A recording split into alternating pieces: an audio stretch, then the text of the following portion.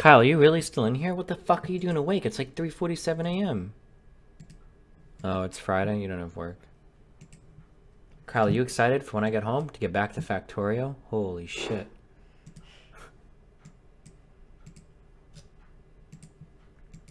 What is the point of that game? To build a bigger factory. To what end? To make it so you can get more resources to build an even bigger factory. Why? So you can keep making big factories. Okay.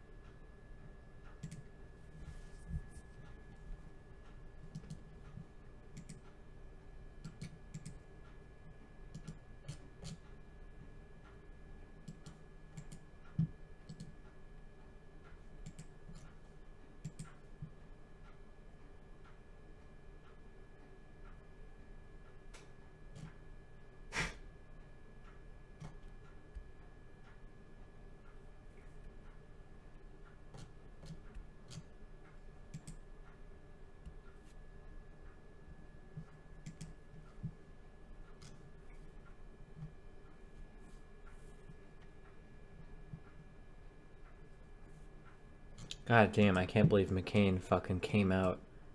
Was it a 49-51 vote? Yeah, it was, right?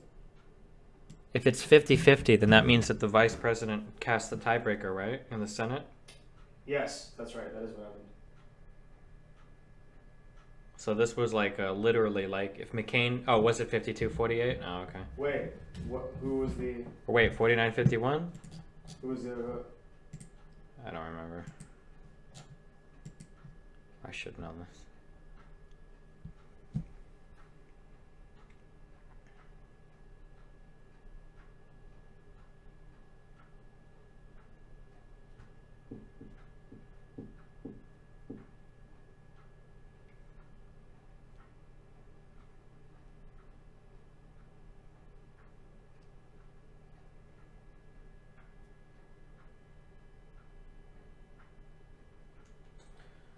Alright, dude, are you ready? Yeah, dude. I am.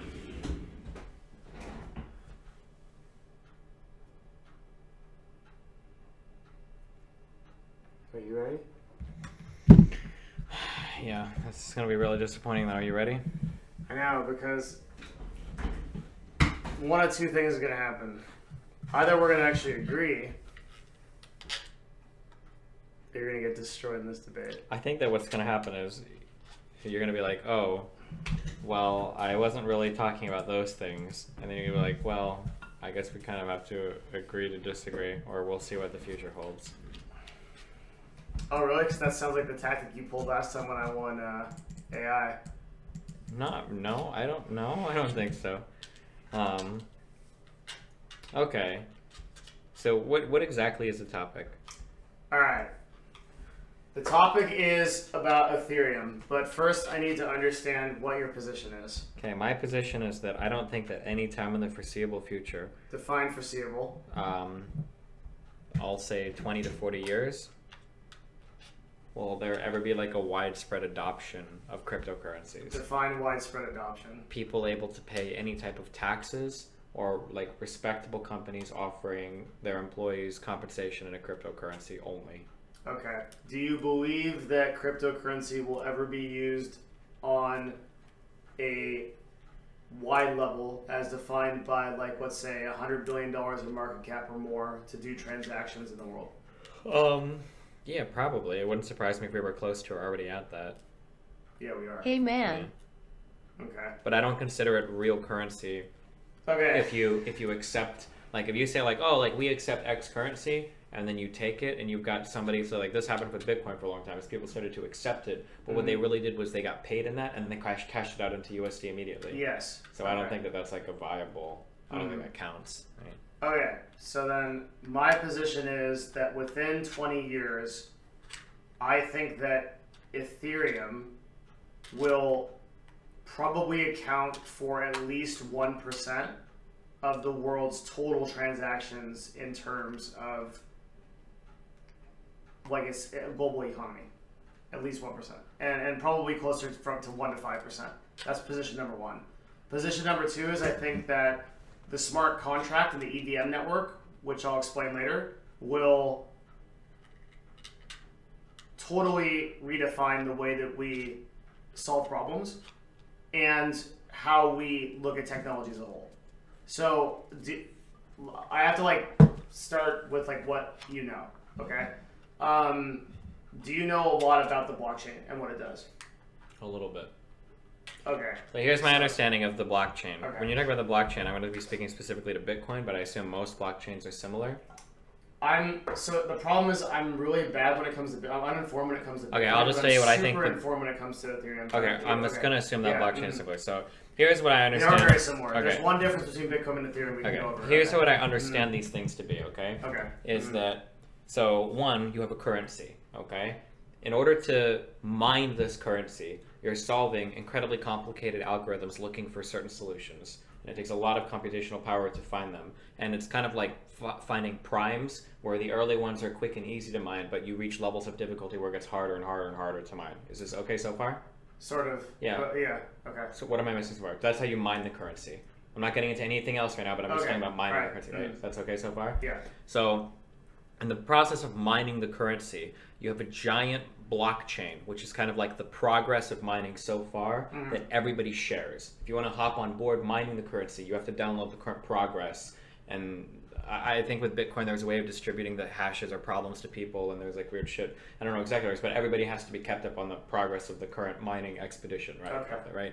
Right? As part of the blockchain, as part of that, you also perform all of the lifting involved in everything having to do with the currency. So part of that blockchain will also be like processing transactions, right? Okay. And if you process a transaction, I don't know where, oh, it's from the people trading. People will pay out a small percentage of their whatever to the people that mine it so that you're getting paid for processing transactions. No. Okay. That's not, don't you make money processing? No, the network itself awards, well, in Ethereum's case, I don't know how it works with Bitcoin again. Okay, so the difference between, you're right up until, the difference between Ethereum and Bitcoin is that Ethereum works off a system called smart contracts. So these are automated, scripted events that are programmed in a language called Solidity, I believe. Okay. That is similar to, are you with me, buddy? Yeah. Yep. You gotta Oh yeah, stay sorry. I'm focused. just okay. Yeah, okay. So I'm just making sure you're not saying anything that's really fucking wrong. Okay. Okay. Yeah. Okay, go ahead. All right. So there's a programming language called Solidity. Okay. That programming language is similar to C or Java. Okay. And what it does is it builds scripts that are essentially contractual agreements between two sides, okay, two computers, and these are uploaded objectively onto the EVM, the network, the Ethereum virtual network, okay. Okay. So what a smart contract usually is for financial agreements. So if you pay me $30 to paint your fence, or more likely I pay you $30 to paint my fence, right?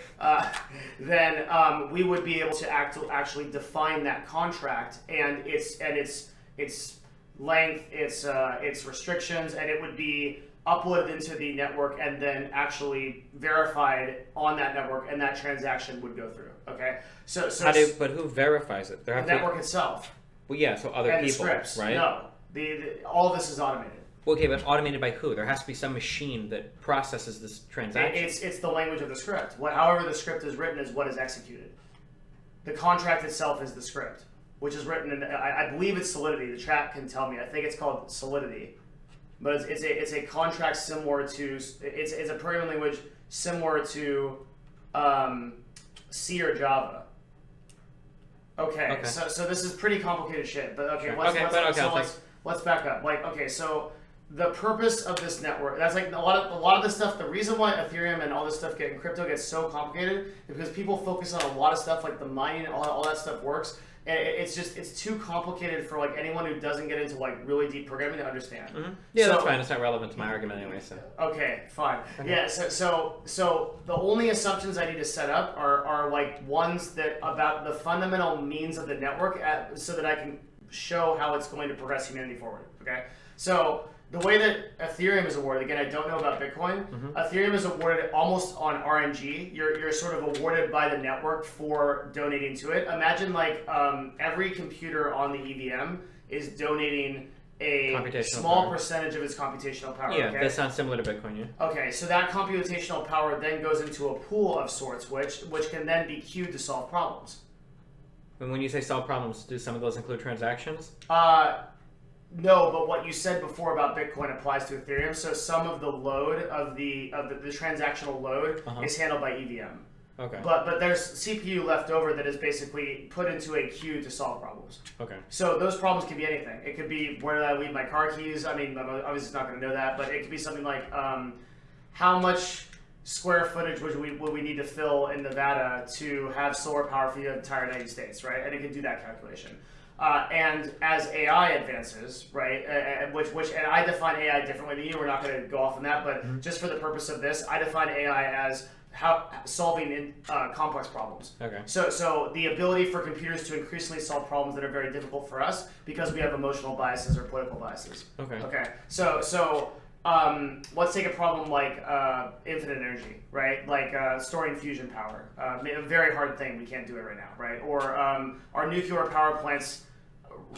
Do they provide proper ROI when you consider like the possibility of meltdowns? Yeah, multivariable, really highly complicated. Okay. Are these things essentially solvable by humans? We're always getting involved in this emotional BS, right? Well, the smart network can eventually answer those questions. Okay. You can. Somebody's asking, are you referring to Golem? No, I believe it's for the programming language. No, Golem's something very different. Okay. Golem is an actual central nexus for transactions. It's like it's called Solidity. It's the actual programming language that smart contracts are okay. in. All right. Yeah. Okay. So when people think of Ethereum, they think of the currency itself, and I can make an argument for the currency's efficacy. Okay, but you're more concerned about the blockchain itself. I'm starting there because I think it's a stronger argument than what I'm going to put down because there's a lot of subjectivity in the actual Ethereum argument, and we can go back and forth. But this is one that I think is going to be really tough to beat. Well, then you're just talking about because all of my arguments would have been about the currency. You're just arguing then in favor of like a distributed computational program, right? SETI already does stuff like this more or less, right? Yeah, SETI was, but I think for specific tasks, right? Yeah, I don't know much about it. But I think it wasn't that for no, that was for astronomy, mapping stars and stuff. Yeah, right? there was one for protein folding. Yeah, folding at home, I think is what it was called. Yeah. The problem is that SETI. So SETI, it's because this is based off the currency that the strength of this network is actually going to be a lot more significant than SETI, right? Because people are more incentivized to use this network and donate computational power because they're getting paid for it, right? Sure. At a rate that so Ethereum has a coded rate of inflation that's called Casper, I believe, is the program that runs it. Okay, it's like an intelligent program that runs it. I believe that it's set till 2065, and then the last rate of inflation is 1.65%. If I'm right. Okay. Chat can correct me. I'm pretty sure it's close to right. So again, like all this is coming from memory and what I know, so it's like a little bit. Can you scoot up a little bit? The mic's bad. Okay. Yeah. Okay. We'll get a little bit more intimate here. Okay. Steven. Okay. Okay. Sorry, guys. No, I do understand cryptocurrency. I think that he doesn't. Don't. Chat. Some half of chat is fucking retarded. Okay. All right. Yeah. Okay. So yeah, I shouldn't get down that rabbit hole. Okay. Well, you guys can determine. Anyway, yeah. So there's this thing called proof of stake, and so what it is so where were we? Fuck, I got sidetracked by chat. How can you read them and then keep your arguments going? I can't read it. So you were talking about the blockchain and its ability to solve problems. You were talking about payouts that were guaranteed. Okay. Okay, I follow. I just can't read chat. Okay, sorry guys. I love you, but it's too hard. All right. So, okay. So the idea of Ethereum the donating that CPU is incentivized by getting an actual payout that's presumably convertible into US dollars, because Ethereum is traded on a network, an exchange, right, where that money can then be filtered to the US dollars, like with reasonable effort. Okay, so you have even if you can make a cohesive argument that Ethereum itself is useless and essentially is going to go nowhere. Okay. The blockchain itself, for the purpose of solving complex human problems, is valuable. But why would people donate computational time to it if there was no financial incentive to do so? But there is a financial incentive, but it exists right now. Well, but I'm saying, like, if Ethereum fails as a currency, why would people donate time to the blockchain? Cryptocurrency itself would have this whole concept would have to fail for that to fail, right? Like, because if Ethereum fails, another currency will precede it. Sure. Okay, so do we agree on that at least, that there's value in the computational power and the financial incentive that Ethereum provides by that network? Yeah, for whatever it's called, group computing. I used the term earlier. I don't remember. Cloud computing. Not cloud computing. There's a name for distributed. Distributed. Yeah, you're right. Yeah, okay. so things like SETI and folding at home, I think. Yeah. Okay. Yeah. And would you agree that it's stronger? If you financially incentivize yes. it? Yeah, of course. Okay. Good stuff. All right, so that's established. All right, on to Ethereum. Okay, so I can always go back there because that's where there's a lot of value in that. Okay, but let's move on to Ethereum itself. Okay, why is Ethereum going to? Why do I think that Ethereum is going to take over a significant percentage of transactions? Why do I think Ethereum in particular is going to do that? Okay, there's a ton of stuff to unpackage here, but yeah. So Ethereum in of itself, its main competitive advantage over currency like the US dollar is that it is the smart contract system. And that smart contract system is not regulated or taxed by any governmental entity. So if I am a business... You still pay a tax on it though, right? Do you? You do not pay a tax on it. So when you send money using Ethereum, you don't have to pay, anything into it? Yes, it's a straight donation to your wallet to mine if I do that transaction. Okay, so that's not the same with Bitcoin, right? Is that oh really? Because in Bitcoin, not only... Do they take a percentage of it or something? Yeah, and I think you can opt to take a higher percentage to get the transaction to process quicker. Can somebody make sure that I'm right on this? Because I don't want to fuck this up. Is that true? I know that in Bitcoin you can offer to pay a higher price to miners to get the currency or to get the transaction to go through faster. But in Bitcoin, do you have to pay a transaction fee at all if you just do a normal one?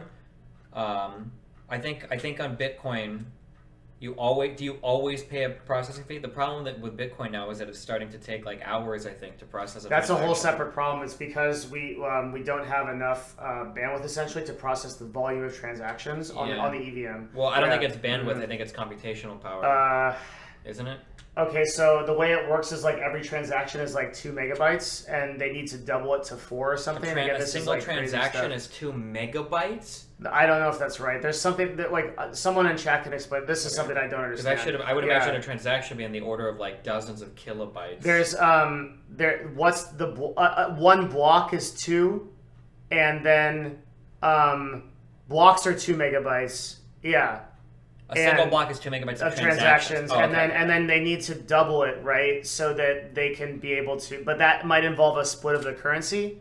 Again, Bitcoin. Oh, you were talking about this was the big debate that was like a year or 2 ago. No, it's happening right now. It's a big issue because the volume is way too high. Yeah, it's worse now. Everybody's the issue that I remember reading about. Oh fuck, I don't follow these cryptocurrencies as closely, but I think the problem was that there was a huge fork, or there was a potential fork where some people want to double the size of these blocks, but a lot of people were saying they shouldn't. But I want to say like the owners of the Bitcoin subreddit are like invested in businesses that will speed up your transaction for you that you can use to do Bitcoin transactions. So it's like a huge conflict of interest because people are like, well, this is bullshit. Of course, you guys are silencing or censoring this, speeding up the blockchain because you're making money by accelerating transaction or whatever. And there was like a huge... Okay, so for the purposes of this discussion, we should try to stay away from Bitcoin if we can, and the reason is because Ethereum is a totally separate network that is not dependent on Bitcoin whatsoever. I think there are a lot of problems with Bitcoin that Ethereum has solved. So I think I think that like Ethereum's smart contracts. So Bitcoin in of itself is essentially just digital gold, right? It's basically a belief-based currency, Yeah, so this is there's kind of no like my difference between it and Dogecoin. So this is kind of my problem when we get into the economic side of it, that I feel like these cryptocurrencies is that the cryptocurrencies are just totally fabricated. They're not real. They don't mean anything. Understood. Yeah. Ethereum is not that. Ethereum well, it is that in its inception. Okay, so that goes. Do we want to back up into that right now? Because that's a whole nother discussion about what currency is. If you want to, yeah, sure. All right, let's go. Let's go. I'm pretty confident here, so whew. Let's do it. Do you know the first place where currency was really introduced into an empire or society? Rome or the Aztecs? Way before that. Yeah, probably. Okay, so you have no idea. So it's ancient Sumeria, and they use sacks of barley. Okay. Okay. So they would use sacks of barley to do transactions with one another because the problem that they ran into was that basically you couldn't. Well, if you tried to trade fish for grapes, right, or something, there was too many subjective variables that could go into that. So it wasn't commodity trading; they actually used it as a currency. No, this was the first known use of this. We think right now was sacks of barley. Okay, and then the actual use of real currency was shortly after that, and was silver shekels. Okay. And they had shekels to represent denominations of like 1, 5, and like 10 or something. So currency may go back further than this, right? But this is like where we kind of understand it to be. So there was too much variance. If I tried to trade you, what are they typing that for? Because you said shekel. Oh, okay. Sorry. Okay, they're really called silver shekels. Yeah. Okay. So there's too much variance between the two things. So if I try to trade you grapes for like fish in the previous example, maybe the fish weren't that great this season, so there's like some subjective value there. Maybe like the same problem that Bitcoin has now. But you keep bringing up Bitcoin when I keep telling you to not utilize it as a variant. I could probably say Ethereum as well. I could probably say Ethereum as well. If you were to pay me 100 Ethereums, or what are they called? Ether. Ether. If you pay me 100 Ether now, it might be worth a fuck ton more in the future, a fuck ton less in the future, in like a week or two, right? Sure, like any other standard free market, but let's keep moving. No, not like any other free market. It is exactly not like any other currencies. There aren't currencies. This is why I don't consider these. You don't think that Forex is volatile? Not you don't think you look at what Argentina happened in the 80s, where now you're going to bring up Argentina and Greece aren't the norm. A normal currency doesn't fluctuate by 10%. It depends on what you define as normal. A currency from a first world country that isn't like Greece or Argentina or some country undergoing, or the Soviet Union. Those countries were first world countries and were very strong economies before they collapsed. Germany was a very strong economy and before World War I, and the currency became useless because of hyperinflation. Okay. So don't say that never happened in first world country. So now, your currency has the stability of a country undergoing hyperinflation or collapsing. I would agree with that if that's what you want to define like currency as. Like. No, I'm just trying to establish that this stuff does happen in first world countries. It does, but it's considered catastrophic. Yes. Whereas for cryptos, it's the norm. Because crypto is in its infancy. But but again, like I'm building a case here. We should reel it back in. Okay. All right. So here we go. Right. So back to sacks of barley and stuff like that, and all that exciting stuff. Okay. Yep. Okay. So people tried to solve two problems. Right. They were trying to solve the subjective variance between trading two goods by introducing a central good that didn't have much variance. Then they could actually do something with that. They could say, okay, well, it's worth this much barley no matter what you do. Okay. Sure. That establishes the basis for currency. Okay. Then they said, hey, we actually want to eat this barley and use it. So let's actually not use barley. Let's use something that we don't need, like silver. Sure. Because silver is you can't really do much with it. Besides trade it, yeah. Yeah. And there's a limited value and all that. Yeah, right. So okay, and that formed the basis for currency. Okay. Mm-hmm. So there's really only, I guess the easiest way to describe this would be like to understand like, what does that mean? Oh, sorry, you said something stupid. The easy way to understand this is. The easy way to understand this is, let's take like religion, for example, okay? Religion requires you to believe in something, yes? Yeah. Okay. What currency is, at its core, is it requires you to believe that other people believe in something. As long as everyone agrees ubiquitously that currency is worth something, then it is. And that is the only real definition of currency.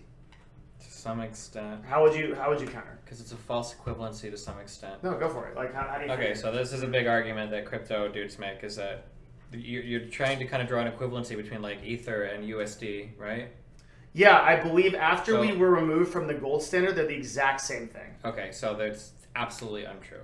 So the United States dollar is backed by the full faith and credit of the United States government, which is supported by the entire United States economy. If you own treasury bonds that are paid out in USD from the United States government that collects tax revenue in USD, which it does because it's the official currency of the country, a dollar means something. This is a really huge libertarian argument that dollars are just paper. That's absolutely not true.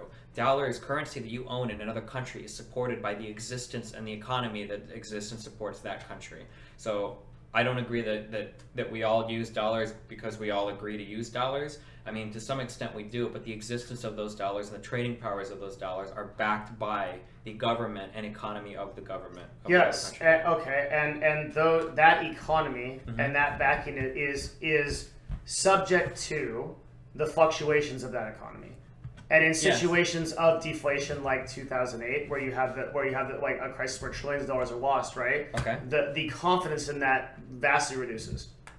Okay. Yeah. I'm actually going to make an argument that Ether is a stronger currency. Sure. So than when USD. you say let me before we get to that, when you say vastly reduces the confidence of that currency, Yes. we're talking Consumer about going from confidence, like a level of like 98 to like a level of like 94, and I put Ethereum and Bitcoin on a level of like 2 or 3. You're So we're talking like, about way. you're talking about trillions of dollars. Yeah, you're talking but about people's life savings. Even though this that are happened, gone. but even though this happened, it didn't destroy the USD. No, it did not. It just had, they were part of the economy. But there is so this is actually an a argument world in that favor. could exist where it could have. No. In 1910, when the Great Depression happened, the U.S. dollar was almost worthless. Okay. I don't And when think. we- No, I don't think that's true. And when we went No. again.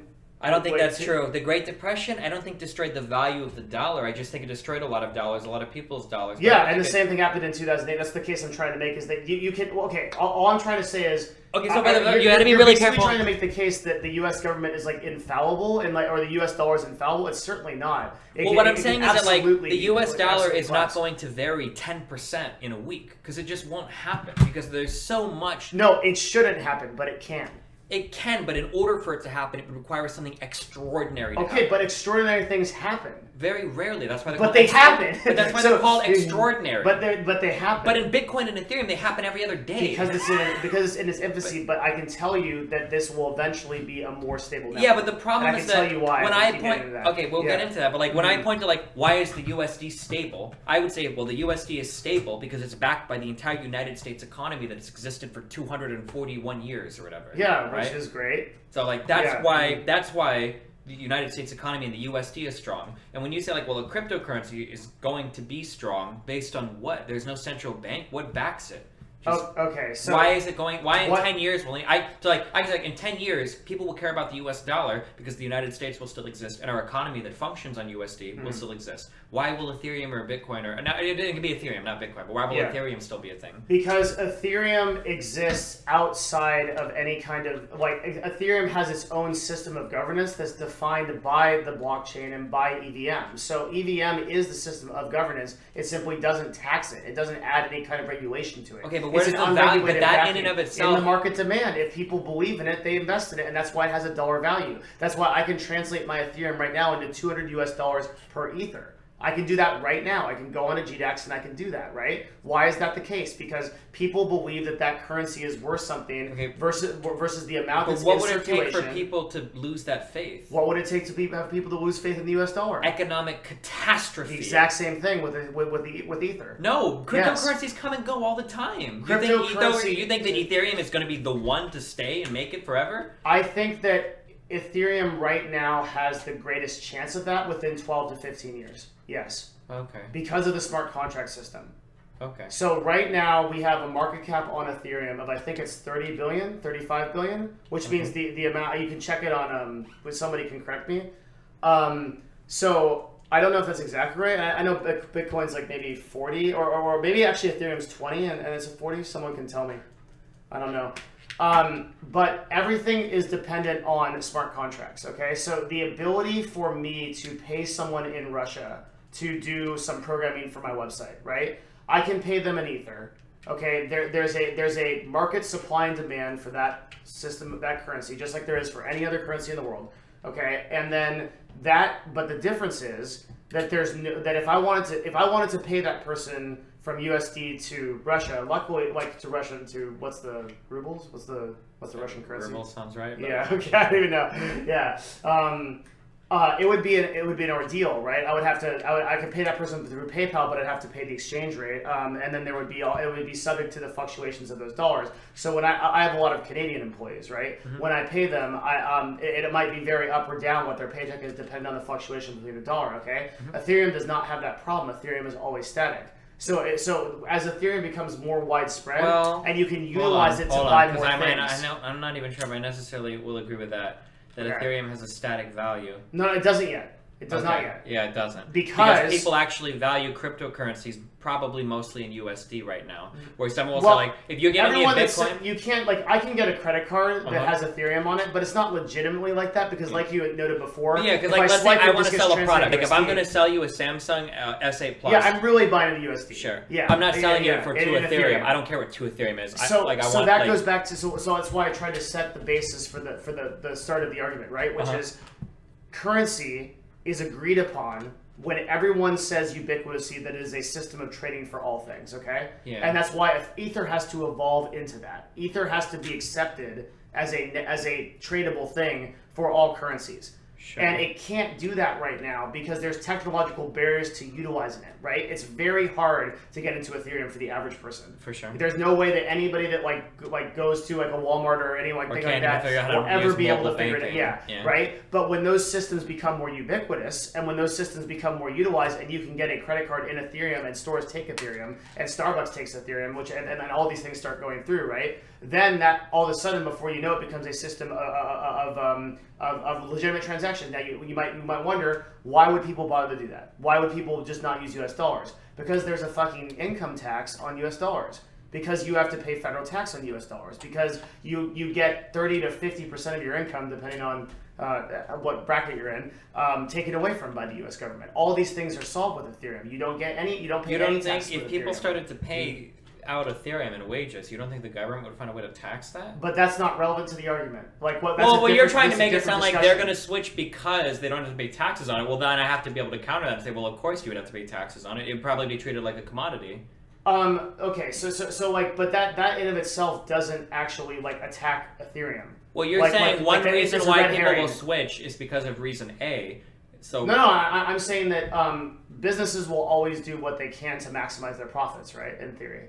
Sure. Okay, so if I as CLG could pay all of my employees in Ethereum and I could skip my 28% payroll tax, would I not do that? I would absolutely do that, right? You would, but if that was a realistic possibility, and everyone was doing it, now the government might get involved. Then the government would definitely get involved, and that wouldn't be a realistic possibility. Okay, because why? So then my next question is, how would the government get involved? Somehow. What's somehow? We need to be specific because they can't control the EVM. I mean, they can't touch the EVM. How? I mean, it depends on how technical you want to get. If Ethereum were to become that popular, it's possible you could see some sort of legislation push that would give ISPs the ability to control what type of network activity is allowed. So they'd be able to ban exchanges? They could VPN? Something like that. Maybe that kind of internet traffic would be filtered or monitored by the FBI. Maybe they would set up honeypots or something. Does the Ethereum chain track every single... So I think if you download like the blockchain to mine, you have a record of every transaction that's ever occurred. It's the same with Ethereum. So like maybe they would start launching kind of like, you know how like Silk Road was busted? Maybe investigations into companies that... Or actually, I'm sorry, this is all absurdly, retardedly complicated. They would just do this via your tax filings and your assets and everything, right? No, I'm glad you brought that up because if the money never enters US dollars, they never even see it. They don't have But that's what I'm saying. If you have like a car and a house or some shit and you do like an IRS filing or something and the records aren't matching, then it would be like similar. So you think the IRS is going to match your assets to what you buy and sell in Ether when they have no record of that? To some extent. This is how, well, yeah, of course. This is how the IRS catches people on tax fraud all the time. This is how you can get dinged if you, like, let's say that you... the IRS catches you because you're moving absurd amounts of cash around. No, not necessarily. Like, let's say that you're paying... Oh, fuck. I don't know this as well, but like if you're paying, let's say that you're paying like a mortgage and you take like a deduction on like your interest rate on your mortgage or something, and it's like a pretty high deduction, like it's obvious you're paying a $4,000 or $5,000 a month mortgage, and you show for income like 40 or 50 grand, like on your IRS filings, like okay, well there's more money here, you know, like something is going on, right? These are ways that and there are a lot of different ways like that. Yeah, where but you're there's no legal requirement for you to pay for like your house in U.S. dollars. No, but you'll get flagged by the IRS, and then if you get audited, then the IRS is going to want to see a record of assets. If you made income in the United States, you have to report it and pay taxes on it. If that income is not in U.S. dollars, you're not required to do anything with it. There's no way that's true. If I make all my income in Ethereum, and in theory I pay for everything that I have on it, it's not illegal. If you make money right now, if you work for a Canadian company, they pay you like 10,000 CAD, and you work in the United States, I'm almost positive you have to pay income tax on that. Yeah, of course, but that's not what I'm saying. I'm saying if there is no transaction in fiat currency in this instance, okay? Sure. If you pay me $30, even if somebody paid you in commodity, you would have to pay taxes on that. What I'm saying is, if you pay me 1 Ether to paint your fence, the U.S. government is not involved in that transaction. But let's say I pay you in cars, the U.S. government would be interested in that transaction. If you pay me in a car? Yeah. Why? If you did, because that asset would be taxed. I need like a tax professional. But like, oh, is Kyle here? Like, if you were to do a job for me and I were to give you a car for it, like, you would actually be legally required to account for that gift on your income tax form. I don't know exactly what. What if you pay me in teddy bears? Sure, if it had a substantial dollar value, I don't know what the overage on the dollar value, whatever. So you're saying the IRS has some kind of limit or bracket of there's like a thing, yeah, for like if a gifts commodity is worth a certain dollar value, that it has to be reported. It's supposed to be reported, yeah. Okay.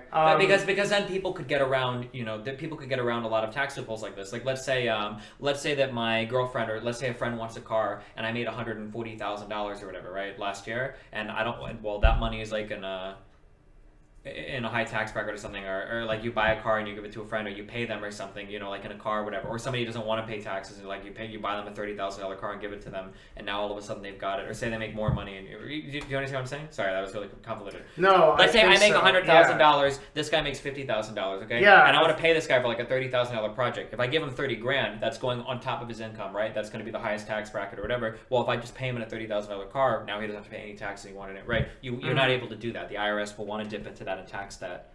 Yeah, if you go like on a game show and you win like a car or something, like you have to pay taxes on that as a gift. Well, yeah, of course. Yeah. Yeah. So like you can't give somebody, like pay somebody in a type of commodity, whether it's teddy bears or whatever. They're legally supposed to. Your argument, I think, was more that it would be really hard to track, which I agree. No, my argument is that my argument is that I understand that if you have a certain thing of value, and you give it to someone beyond a certain limit, that is taxable. Yeah. Because it can be considered a gift or whatever. Yeah. But what I don't understand is, like, that's all like a very subjective like reality, like where you're assuming that the government is going to essentially regulate this. Well, if it ever got to a point to where a significant number of people were using it, then yeah, of course they would. But how would that manifest? Like, how would that even look? Like, what's that system look like? And even if it's so, like, I think that harsh penalties and honeypots would start to work. So somebody shows up and starts offering you jobs or whatever in Ether or whatever, and if you take it, then the FBI dings you and you get legal trouble or whatever for it. And you think that's gonna fly on like that people are actually gonna go for that, and like they're gonna like the government basically preventing a free market currency from existing is going to be like acceptable? Well, like technically, creating another currency is actually a federal crime. You're not actually technically allowed to do that. Okay. If you create does anybody have there's like a specific name for it. I know this because I was a huge libertarian when I was younger, and I wanted to get into I think they were called Ron Paul dollars, but somebody was trying to make dollars that were backed by gold, but it's actually illegal to create a competing currency in the United States. But okay. So your argument is that Ethereum will never spread because of government regulation? Well, I'm saying, yeah, if it ever got to that point. I mean, this isn't an argument against that necessarily. It's an argument against the idea that it would exist without taxes. And then that was going back to your argument that people will switch to it because it won't be taxed. And I don't think that's a legitimate argument, because if enough people switch to it, I think it would be taxed. That's fair. Okay. Yeah, I think that's a very fair point. I think that the way that works and how that looks is like really weird though, because you're dealing with like, you're not just dealing with the United States in this case. Ethereum is not like a centralized U.S. currency. It's a worldwide currency. I can deal with people in India or Russia. I can deal with people across the world in this, and that's kind of its whole point, right? Sure, but It you just already kind of know supersedes other those currencies, and boundaries. the IRS would want to get its hands on that as well. Again, like if you did a job and you got paid 100,000 CAD or 100,000, GBP or whatever, like they would want to tax that somehow. Yeah, I guess the other thing that I'm not convinced on is that like you're telling me that there's a very reliable way to like consistently track how these commodities would go back and forth and be bought and sold, right? Like, Well, it you doesn't could have look to at be some, like- reliable. You just have but- to ding like hard hitting people, and then hope that it scares enough people that they wouldn't be as interested in that. And then if it became a significant revenue problem for the United States, then they would invest a significant more amount of time into doing it. But like selective enforcement is a way to keep people behaving. Like that's how traffic laws work, is by selective enforcement. Yeah, that's how everything right? works. Yeah. Yeah, ultimately, like all law basically works that Well, way. not Yeah. all, but most. Well, you can't enforce everything across the board. Well, They, but for like, some yeah, crimes like murder or whatever, they are pretty. there's a lot of murders that don't get solved. Yeah, but yeah, most of them are probably pretty heavily investigated. you think so? Well, compared to like speeding, right, or running Yeah, stop signs. of course. Yeah. Okay. So all right. Let's. Are you familiar with a Tor? Yeah. Very. Sure. Mhm. So that's something where like it's impossible to track somebody on Tor, right? hmm Well, but it's not, because if the FBI runs one of the exit nodes, they can set up a honeypot and track things going in and out of it as well. Yeah, and people they catch people like that all the Sure. time. Mhm. So this, okay, and then just to be clear, this isn't an argument against the efficacy of Ethereum. It's just a counterpoint to the one thing where people would use it because there's no taxes on it, Mhm. right? So there might still be other viable reasons for using Ethereum. I just don't think the tax argument is one of them. Okay. Because I think the IRS would find a way to tax it. Okay, I'll drop that. I don't. I guess the only thing I'm still confused about is like, how that ends up being practiced and like how that ends Yeah, it up might going get into weird. practice. It's getting really so like, weird because it used to be a long time ago. because the U.S. government can't touch anything in Ethereum. They can't see any of the transactions that go through. But being able so But because if they make everything. it like a legal requirement to disclose it on an IRS tax form and you don't do it and you know you'll suffer. But again, like what I'm saying is like when you have a fiat currency like U.S. dollars and you have to transact in it at some point, then it's like that provides huge leverage to the IRS to be able to go into those records and define that stuff. But that stuff doesn't exist. I like the one thing I won't concede is I think it's a lot harder to do that than you think, No, well, it is A lot harder, harder. but the problem becomes especially the in mass. problem becomes Yeah. the liability. That's the scary part. Like, let's Mhm. say that you run an entire business. Yeah, you won't and risk you pay. it. Yeah, Yeah. because Mhm. you're one IRS call away from like, hey, like your business is pretty large. We do have some IRS records of large transactions that you have made in USD. Inevitably, you will deal with it at some point, right? Mhm. And your business reports like almost no earnings. Like we want to see a record of your assets and we want access to your books to see like what exactly is going on. And it's like, okay, well my entire business is fucked now. Everything is over. You know, like that would be like a really You'll never scary. take that risk. I mean, there's basically stuff that we can do now Uh-huh. without even using their currency that we can do that in, and we won't take the liability because there's too much risk. Yeah, sure. Like Yeah. 1099ing everybody instead of W2ing people, right? Sure. Yeah. Yeah. CLG doesn't do that, by the way. But Yeah. you could probably get away with it. It But, wouldn't be that much of an advantage though if we did. not having to pay any payroll tax at all. Dude, then we have to. Yeah. Then we still have to share FICA and. No, you don't. Not if you 1099. That's why people do it. If No, I no, no, 1099 you $10,000 in pay, I'm giving you 10 grand and I'm knocking it off my taxable income. I don't care about your FICA at all because when you pay that money that you got in a 1099, you got to do a I form understand what you're SE, right? Yeah. Yeah, you have to cover both Yeah. sides of it. So Mhm. No, you're right. Yeah, 1099 just totally screws people over. yeah, it does. sorry. That's why so many people do it. Yeah. Mhm. Um, In esports, it was happening forever. I think it's still happening actually. On most Sure, companies. Yeah, but that's sorry, why. But yeah. that's why Mhm. people do it. Mhm. But like people just don't get caught that much, right? Selective enforcement. Technically, what I do is probably a loophole that shouldn't exist, where you file an LLC and then you elect as a single payer S corp, so that you don't have to pay. You can pay yourself in distributions as an owner, and then you don't Aren't have you? to pay. If you're in an LLC as just a single person, aren't you considered a sole proprietor no matter what? No, because you can elect for an S corp filing as long as you file. There's a form for it. Kyle knows it. There's a form that you can file. So you're an LLC that you elect I to file file as an S as an S corp. Yeah. Okay. So but you're, that so you're S not a corp single election entity. allows me to pay myself dividends that don't get paid. That I don't have to pay payroll tax on. Okay, so then what are you charging? I just pay income tax on it. Just federal or- income tax. OIT? Yeah, and no Okay. payroll, which is brutal. Is that subject to capital gains after a year too? No, it's Okay, just payroll. that'd be OP. Yeah, Okay, yeah. Okay, so you skip the 28% payroll tax. Is it 28%? I think so. No, yeah. I think it's 15.9. It's something like that. It's not 28, but it's still high. It's like a good like 15, 16%. Okay. Mhm. Okay, So I don't think the tax thing is a big thing. Is it I think viable argument? I think Okay. the technological hurdle is still really big. Maybe In what that'll sense? change in terms of getting fucking retards to use it. Like, you still have problems even with Bitcoin where people that are even somewhat technologically savvy will, like, lose their money or lose their cold wallet. Yeah, or it gets hacked. Like, Or it gets the, hacked. Mt. That's Gox really thing. scary too. Yeah. One of the biggest scary things about the lack of central banking or the lack of any official currency thing is that if you lose out, you're fucked. If somebody hacks your shit and steals your shit, like if your bank Yeah, it's account at not Wells FDIC Fargo, insurance, so you don't have to. If I lose Yeah, my but money even- in Wells Fargo, then up to what is it like? Actually, it's more now, right? It's like $400,000. it used to be 100. I think it got up to 250. Up to 250, but I think it got up to further, right? And I think it it's did also, after the housing crisis. It's also right? per account too. So if I have 250 in Bank of America and 250 in Wells Fargo, then I'm protected. Yeah. Yeah.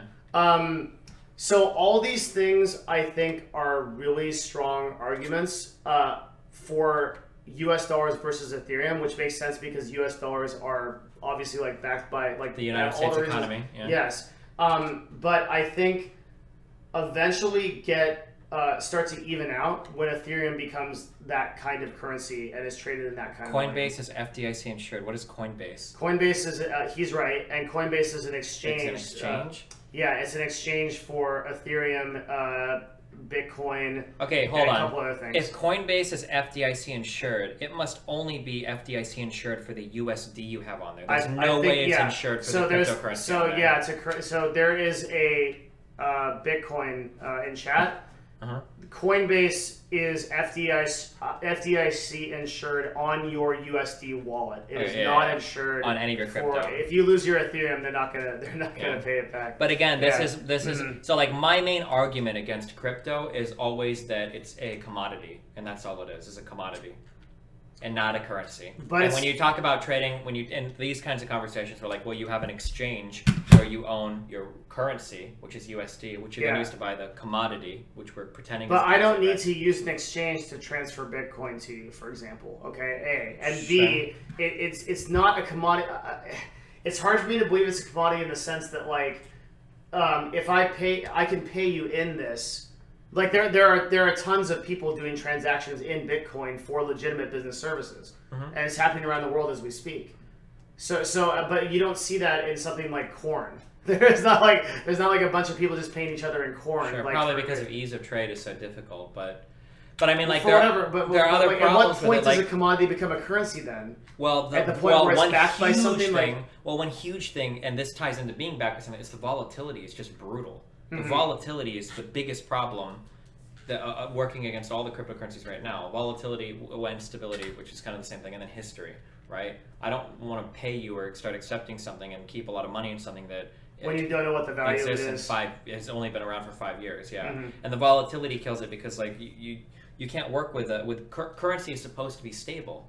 It has to be because it's currency. Yeah. Like what you said. Remember, like your arguments earlier were arguments against using commodities to trade because the value of the commodity fluctuates. Maybe the fish was a bad year for fish, and now they're not worth as much. So how do you measure that, right? That's really hard. Well, no, I said that was a justification for currency coming to Yeah, I know, but you were talking about a problem of a commodity, right? As a commodity prices can fluctuate quite a bit. The problem of the there being currency too should many always variables to be able to actually but the ascertain currency what the should price always be like it's a- different. but I the wasn't cur- making an argument for stability. I'm saying there's too many variables to be able to actually ascertain the proper price of a commodity. So you Sure, need a but the you need a thing variables with a go base- into the variability and the Yeah, but it turns out that that currency isn't a perfect system because again, like currencies get destroyed and recreated all the time. But those are considered catastrophic events, right?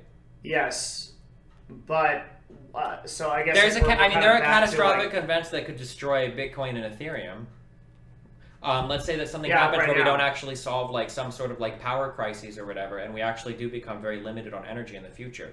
All your cryptocurrencies are just completely annihilated. at that Sure, point, but right? in the same light, I could say that let's say that the actual debt that the U.S. government has is realized, and like all of the credit default swaps and stuff that's going on, and all those big problems like come to manifest, whatever it is, right? Donald Trump finally goes insane and takes over the year. I don't know, like right, pick a thing, and then it just drops the value of the U.S. dollar to nothing, right? Mm-hmm. That's just as catastrophic and just as rare of an event, right? But it can happen. So Ethereum, the thing is, there is no situation where So the United States government can completely protect its currency versus catastrophic Okay, failure. so here, But there is an eventuality where Ethereum can. So Ethereum and Bitcoin right now could fail for a variety of reasons. Yes, I don't disagree with that. I think that both And of the those- currencies are and- extremely volatile right now. But the reasons why they would fail wouldn't really have far-reaching impacts on the rest of the world. Also true. Okay. Yes. For the USD or the GBP It would or have the massive euro to implications fail, on the entire world. not Yes. that it would have massive, but it would take a catastrophic event for that to happen. For the USD to fail would take something unbelievable. Yes, to but happen. you're comparing the power of the U.S. dollar and its backing right now versus the power of Ethereum and its backing right now. Those two things are not comparable in this current ecosystem. Okay. Gotcha. Like yes, the U.S. dollar is infinitely stronger than Ethereum as it currently stands. But as Ethereum grows, it will eventually reach a point where it stands on its own and eventually surpass the U.S. dollar because it is not backed by a government and it's not regulated. So so it can't basically be hurt by market fluctuations ultimately, because once it stands alone as a ubiquitous currency, and we can agree that a cup of coffee costs X Ethereum and a microphone costs X Ethereum. It can stand alone as a currency that's not regulated and not subject to market conditions because it doesn't have the problems of the U.S. dollar, which is like people printing money, people doing. If this was true, it would only. And first of all, printing money isn't necessarily a bad thing. No, I know, but If this however was the government chooses to interact with its This own would dollar. only be true for ecosystems that exclusively work with Ethereum. Like, you would have to have I don't want to say a country, because that would be impossible, but you would have to have an entire supply chain built in Ethereum for this to be relevant. Yeah, and I think that's being built. Like, so let's say that you're talking, let's say That's what the whole Ethereum Enterprise Alliance is. So basically. let's say that we are selling coffee for Ethereum. Mhm. To value that coffee at Ethereum, our supply has to be in Ethereum, which means that everything that they do has to be in Ethereum, which means that the gas that they buy needs to be in Ethereum, which means that the people that refine the gas has to Well, be no, in no, no, it Because was- if any of this is based in another currency at any point in the supply chain, then their price in Ethereum is going to fluctuate like crazy. Because, like, let's say, for instance, I go to buy a Starbucks. Yeah, One but cup of coffee is based on 1 ether, right? So if I buy a cup of coffee for 1 ether, well, that ether price is going to go up if at some point in the line they have to buy their gas, or they decide that a gallon of gas is 2 ether, but it's a country that works in a currency. Well, they don't give a fuck what the ether is. They want the currency, so they're going to be cashing it out in whatever currency, and the ether is going to fluctuate along with that. And if the price of ether is twice as much, then that will work its way down the supply chain, won't it? Yeah, but that's assuming that like you're entering like this weird impossible world where Ethereum is like its own like individual thing in existence. Like that's not how currencies actually work. I agree, currencies but you're interact giving, with each other all the yeah, time. I agree, but you're Yeah. living in this weird world where like you're saying that like it will be stable and free of all corruption or free of all influence. or I'm anything saying else, that but that market confidence in it will be stronger than the U.S. dollar by nature of the fact that the government gets involved in the U.S. dollar all the time and fucks stuff up because they're imperfect. But the Ethereum network just is the network. It's a set of programs. It just goes. It's not going to be subject to the same problems that like the government has with hyperinflation or hyperdeflation, things like that. yeah, but I guess it's just some the point. problem is trying to get people on board with it because like why would you ever But look, care about that's what happening. about Ethereum? Look at the adoption. Look at the market cap. Look at how many Adoption people are where like. in the $40 billion that is of total Yeah, but transactions. how much of it is like useful transactions that are kept in Ethereum versus how much is like speculation, like a bunch of kids trying to out speculate, fuck each other up? I think a great deal is in viable transactions. That's why you have companies like Microsoft and countries like Germany that are starting to back it. That's why, like, I think. Yeah, but I by think, back it, you mean like accept payment in it and immediately cash it out to a real currency. And no, treat it as a I mean commodity. like Like join the Microsoft actual- doesn't have a Bitcoin account, right? When they get paid in Bitcoin for any of their Windows Store shit, if they accept it, like I they're don't cashing know. it out immediately into USD. I'm pretty confident that I'm sure that Microsoft holds on to Ethereum, and you got to look at something called the Ethereum Enterprise Alliance. Okay. Which is a group of people that are agreeing on using Ethereum and smart contracts as a system of basically like transactions and currency. Mm-hmm. The Ethereum network is the ecosystem that revolves around the Ether token. It isn't a store of value like Bitcoin. So I think he's talking about your problems Is that an can be ecosystem solved that with it. revolves around the Ether token. Apparently this Store. guy does like blogging about it. Bitcoin, Yeah. Schmitcoin. Are you the guy that the one dude mentioned? No, Do you remember yeah, that? he is, yeah. Okay. Mhm. Fuck, Yeah. what was his name? Was it Bitcoin Schmidtcoin? That's the dude. Oh, yeah. Okay. Oh, I didn't know if he had a different name for his Yeah. whatever. Yeah, he's probably an expert on this. He'd probably do better than I'm doing. Yeah, all of my big arguments against cryptocurrency generally come from the economic side of things. Like, it just seems really hard to bring people on board with the currency stuff. And it seems like a lot of people The only thing I can't really circumvent is like the U.S. government will eventually regulate it, and then it's useless. I can't attack that because it's like, but it's a very faith-based thing. It's like I actually hate capitulating to that particular argument because it doesn't like actually deny the actual success of the thing for what it is, right? Ethereum will be successful because you can use smart contracts as methods of transactions and agreements between people to accomplish things in business without any kind of taxes or, I mean, there's a gas price, but like without any kind of What's the gas price? gas is like a small percentage of transaction that goes for So you any do have kind to of, pay a fee to do a smart contract. I guess very technically, but it's like 0.02% or something. Okay. And so you have a system of you have a contract that can be made between two entities or multiple entities that becomes an agreement for a service, product, or thing. And that can be executed completely outside of any kind of human arbitration or human judgment. And that alone is basically that is the basis of our financial transaction system in all modern governments anyway. So when that system comes up to its full strength, it creates a market in of itself. But it's really hard to explain like how that works.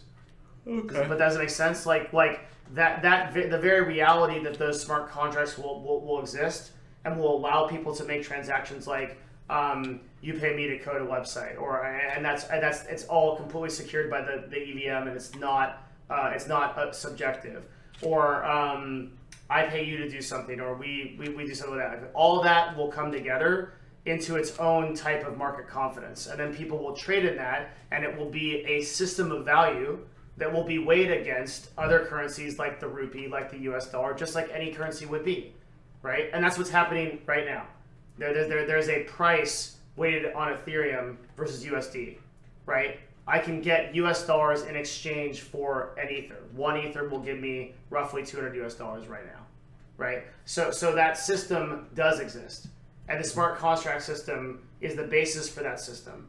So what I'm saying is like Ethereum in of itself is set up to be a successful means of business transactions and currency, barring the one argument I don't think I can attack, which is, well, with every government regulates it, what happens? I don't know, right? Maybe it is over, and like I can't really attack that. Gotcha.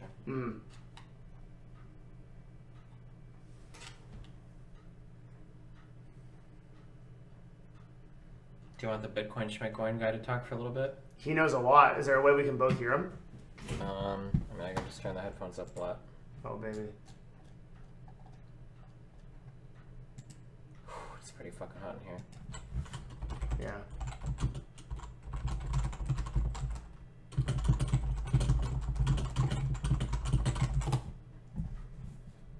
Do you want to open that door, actually? Or would it be too loud? Yeah. I can. Oh. Holy shit.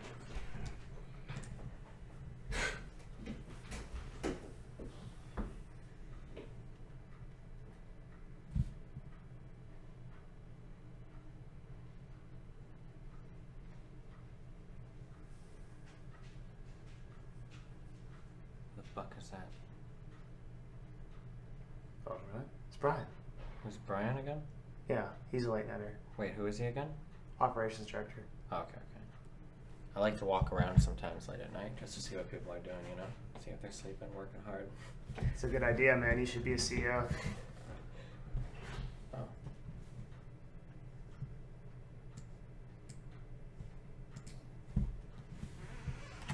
Alright, hello?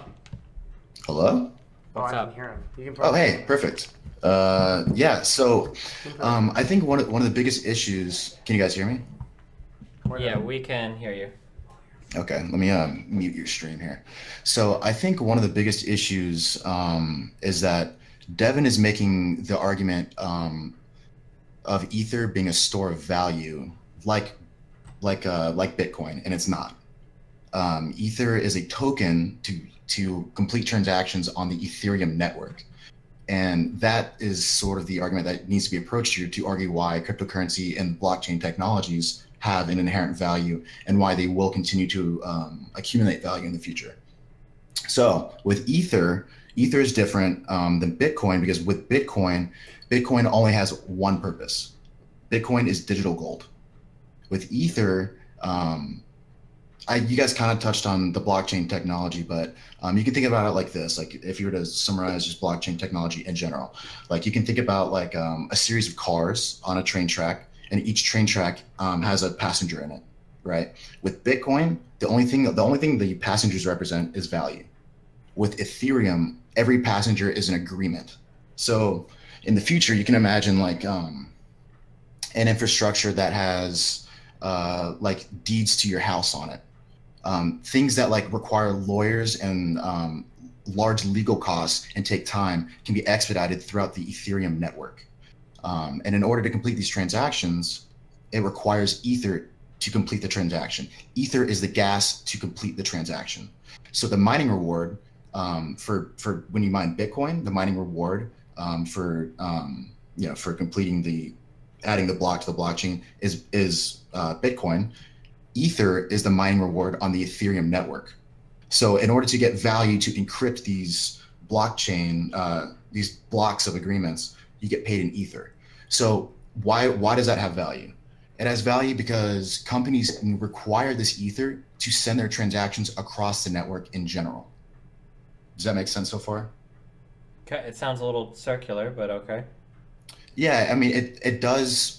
I agree. It sounds a little Ponzi scheme-esque. Like basically, like you need Ether because Ether is needed to send other Ether, and you want to send Ether, and you need Ether to do it. So that's why it sounds right. No. So you're sort of right. You need Ether to complete transactions. The reason why you want to use transactions across the Ethereum network is because it's highly efficient. Well, what define efficient?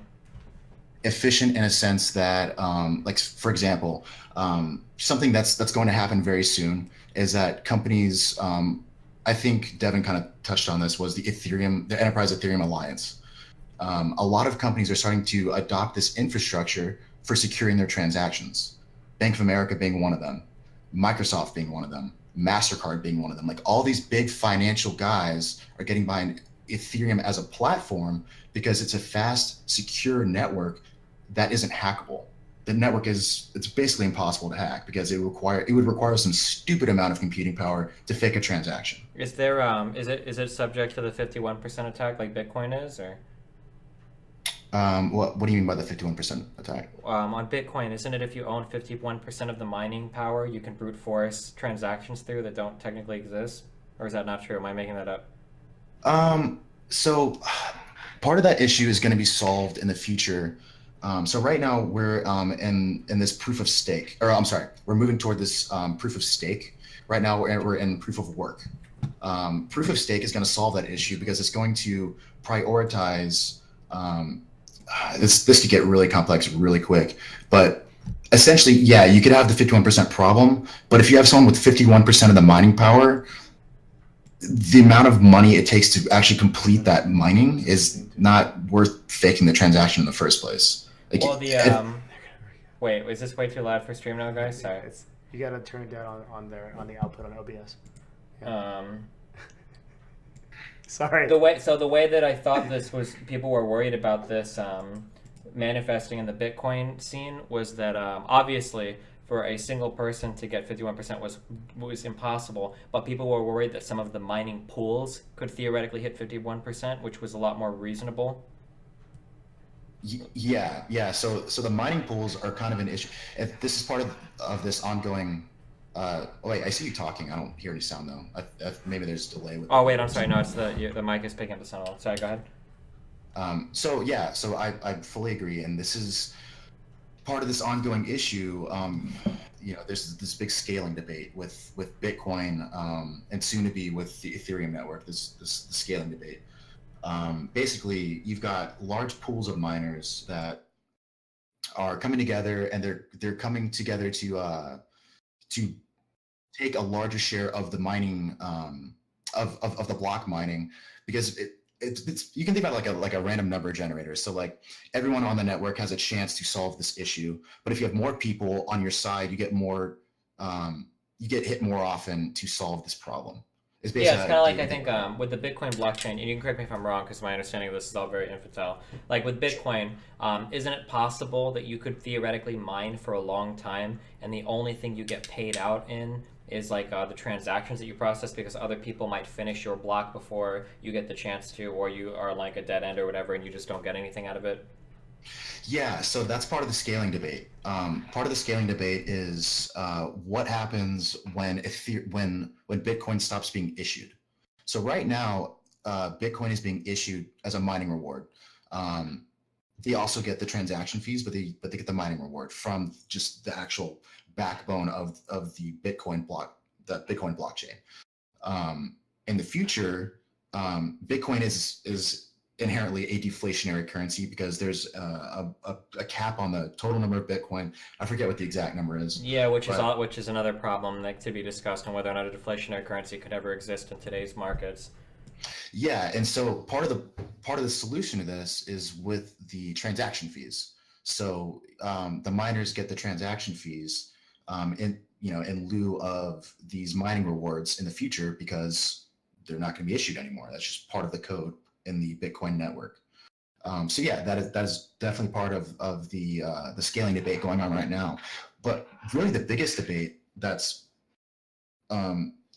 literally in 3 days, Bitcoin's going to hard fork, and what that means is that it's going to branch off into 2 separate currencies in 3 days. One of them is going to be Bitcoin as we Wait, know is it now. is this actually confirmed? This will really happen? Yeah. Or you think this will Yeah, happen? yeah. This is 100% confirmed. This would be catastrophic, won't it? Like, Yeah, it's going to wreck the market 100%. is this is 100% guaranteed going to happen that Bitcoin will hard fork? Yep. And this is because they can't come to an agreement on the 2 megabyte or 4 megabyte blockchain size, or So, there are 2 separate debates going on right now. One of them is going to be from the developer standpoint, and one of them is going to be from the user standpoint. So there was a previous debate that took place, it was solved a couple weeks ago with, it was called a user activated soft fork. And that was where users of the Bitcoin network said, well, we want this set of protocols to solve the scaling debate. And then there were developers that said, well, we want this set of protocols, and they couldn't come to an agreement. So they're coming to a hard fork on August 1st. So one of them is going to be Bitcoin as we know it now, just with the new upgrades from the user activated soft fork. But the hard fork it's called Bitcoin Cash. It's a very small portion of the Bitcoin community that wants to use this, but it's going to affect the entire community drastically. Mostly because you can think about it like this. It's like overnight, imagine the US dollar prints double the amount of currency and then just throws it on the network, or not network, but throws it into our economy, right? Like it wouldn't exactly cut the value of your dollar in half. I guess technically it would cut the value of your dollar in half. well, yeah, because now because of the Bitcoin, when it forks, you essentially double you double it, right? Essentially.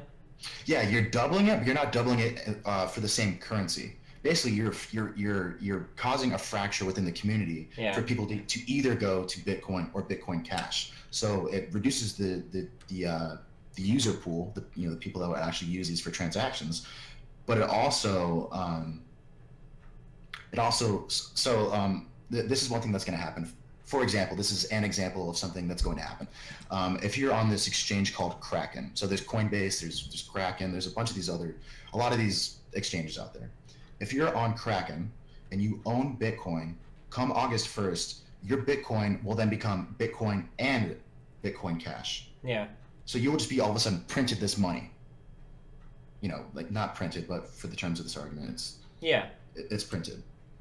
So what happens then? All of a sudden, all these people just get injected with this cash. So what are they going to do? They're going to fucking sell it, right? Like they're going to sell it because all of a sudden the longer they hold on to it, the less and less valuable it becomes. Well, the crash will probably only affect one market. So, like, if I had to guess, I'm going to guess that it probably won't have a dramatic impact on the Bitcoin price, but the Bitcoin Cash price will crash almost entirely. That would be my guess, to like back to like Dogecoin levels or whatever. So I don't know about that, but it's so it's really up in the air right now, and a lot of people don't know what's going to happen because. Well, but you said it was just a small fraction of the Bitcoin community, no? No, you're right. It is for the Bitcoin Cash, Yeah. but just market uncertainty in general is never good for Crypto. any sort of well, just any market in anything. general. Like Yeah. Well, sure. whether it's the stock market or whatever. Like uncertainty is always bearish. There's never uncertainty that's bullish. Yeah, of course. Yeah, of course, yeah. So what's most likely going to happen is that this is going to be a big point of uncertainty. That's going to be very volatile. And typically what happens within the crypto community is that whatever Bitcoin does, the rest of them follow. If you look at a breakdown of like the market cap of the cryptocurrency as a whole, Bitcoin is like by far the leader of it. So if you can think about it like this, like if Bitcoin goes down, that is equivalent to like the S&P 500 going down. Yeah, sure. People look at it as a market indicator. Yeah, I understand. It's just Right. if it's only a few people, like this is going to come down to how many people own Bitcoin. Like, for instance, like if I were to fork, I could do a hard fork then if I wanted to, right?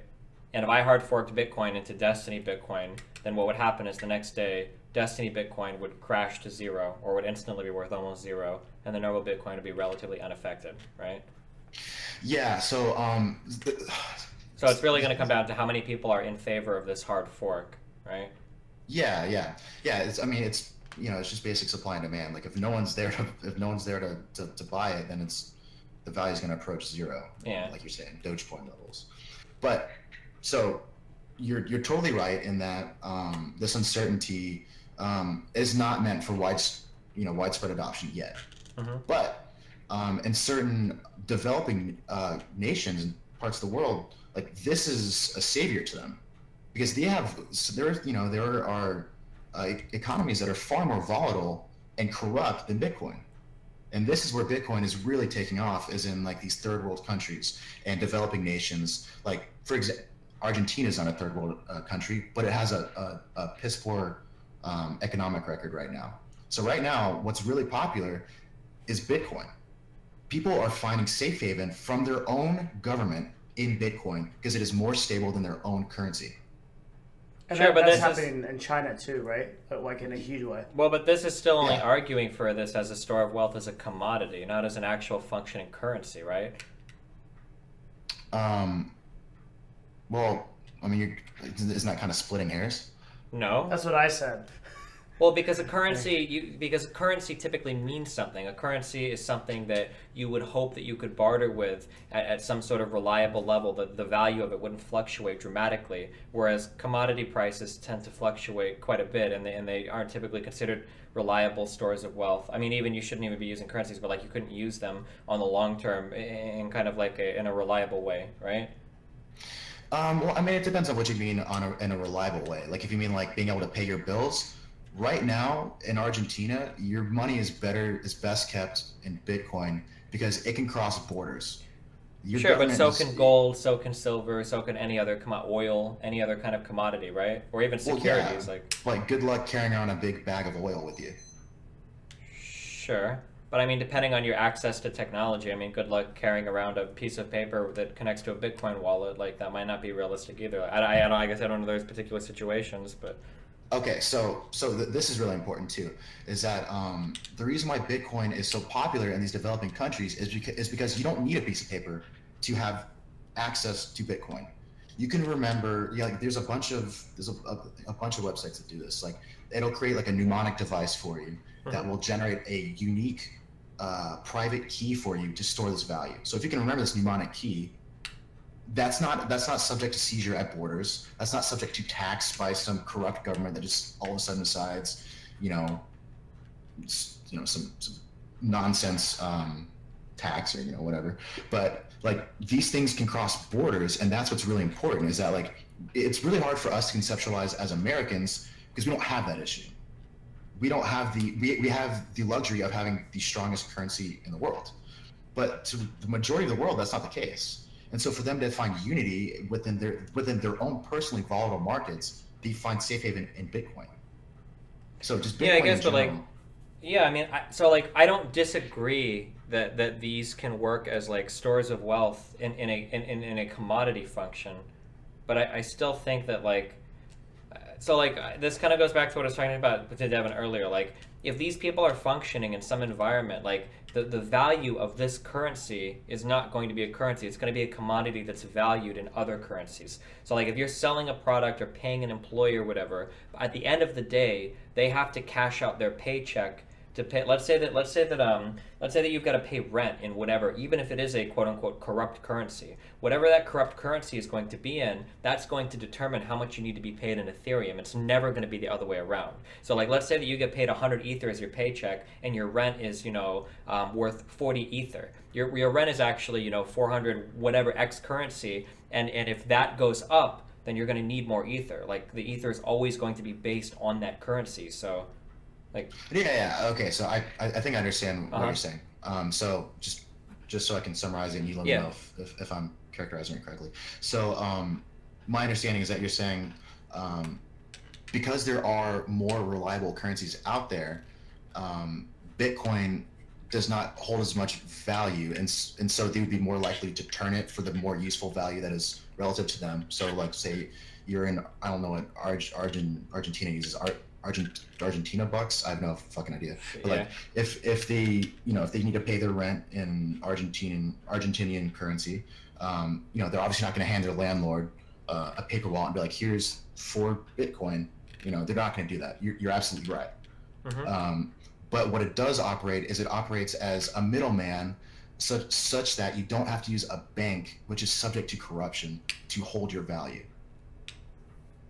And that's where and to be completely frank, the argument between the value in Ether and the argument between Bitcoin should be sort of separated.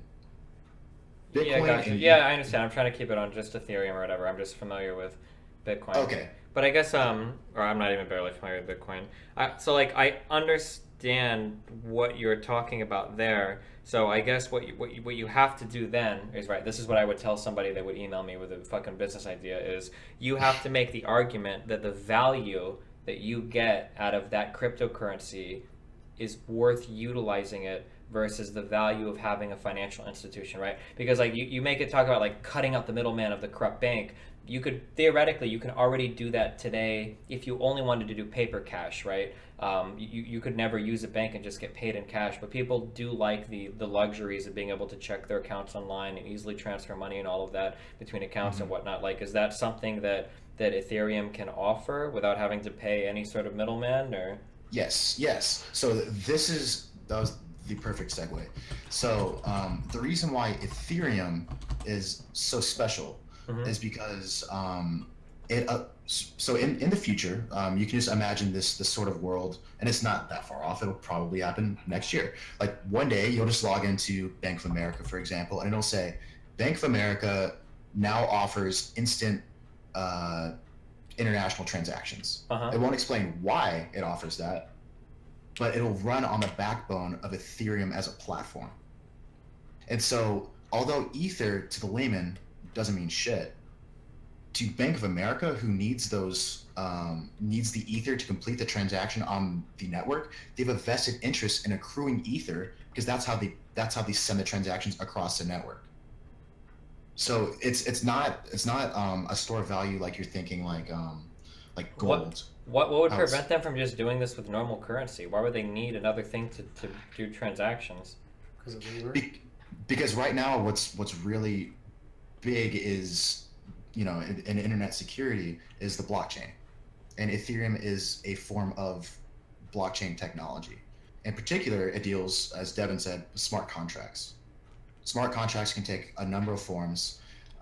Basically, anything that you can think about where a group of people can say yes or no to, you can write it within the Ethereum network. So whether it's like, you have a trust fund, or you have, some sort of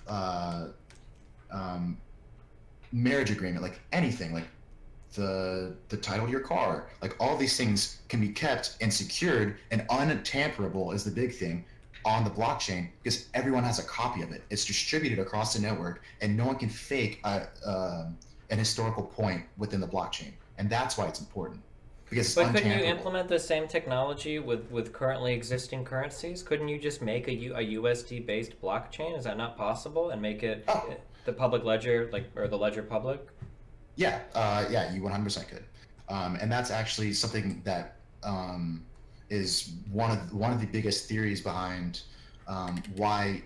So there's you can make a couple arguments here, but one of the arguments for why Ether doesn't inherently have value is because of what you just said. So the Ether or the Ethereum network is open source, and so Bank of America, if they wanted to secure their transactions, they could say, "I'm going to make my own version of Ethereum." That's like companies do this already. They have intranet, right? Like you could do the same thing like an intra blockchain. A little bit, but I don't know if people would publicly go for that because they don't want all of their transactions to be posted publicly, right? Well, no. So okay, so they're not posted publicly in a sense where it says like, Destiny sent Devin $20, and here's Devin's balance. So I'm not familiar with Ethereum, but I know that on Bitcoin you could figure out a lot of shit. Like Yeah, is it similar in Ethereum, like where like big transactions go through, you can monitor what's coming from what wallet, and you can kind of figure out, like people would know like days destroyed for old Bitcoins moved and everything. Like, can you do that on Ethereum or? Yeah, and so these solutions have already been thought out currently. So for example, there's a great wallet called Jaxx, JAXX, and That's right. every time Devin uses Jaxx.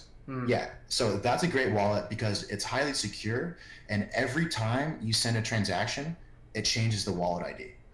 Every time. Oh, so this is kind of sort of like using the Tumblr bullshit for Bitcoin, where it would go through different shit and you couldn't really find out where like a Bitcoin is coming from or whatever. Well, it's not that it's like washed around and it just becomes too muddy to find. It's that it literally generates a new wallet ID that is unique to you.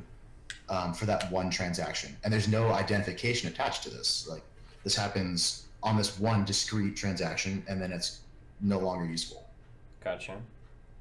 Yeah, so like you can imagine that Bank of America would do something similar to that. And to be honest with you, like even if you do track transactions now, like unless you have a really solid starting point, like so right now the IRS is auditing Coinbase. It's one of the biggest exchanges in the United States. It's in the process of auditing them, and what they're doing is they're seizing deposit transactions from banks, and so one way that the IRS could track you in this this world where they start seizing taxes is they say, well, I see that Destiny at some point has a transaction on his bank statement that says deposited $20 onto Coinbase, and you can just follow this like rabbit hole down.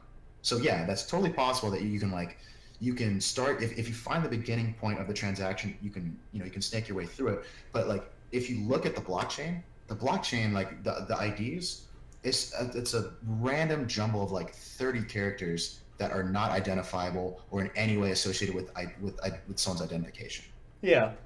I mean, I guess like because we're kind of getting away from it. Like I've never heard anybody trash the technology. Usually it's just the viability of the currency itself, or as a currency. But in terms of like the blockchain or some of the solutions that have been proposed to these problems on like the actual like chains itself, like none of these sound like bad ideas or like unviable. It's more just the idea that like I'm going to be getting paid in Ether or Bitcoin and paying everybody in that and buying everything in that, and like actual prices will be set in that.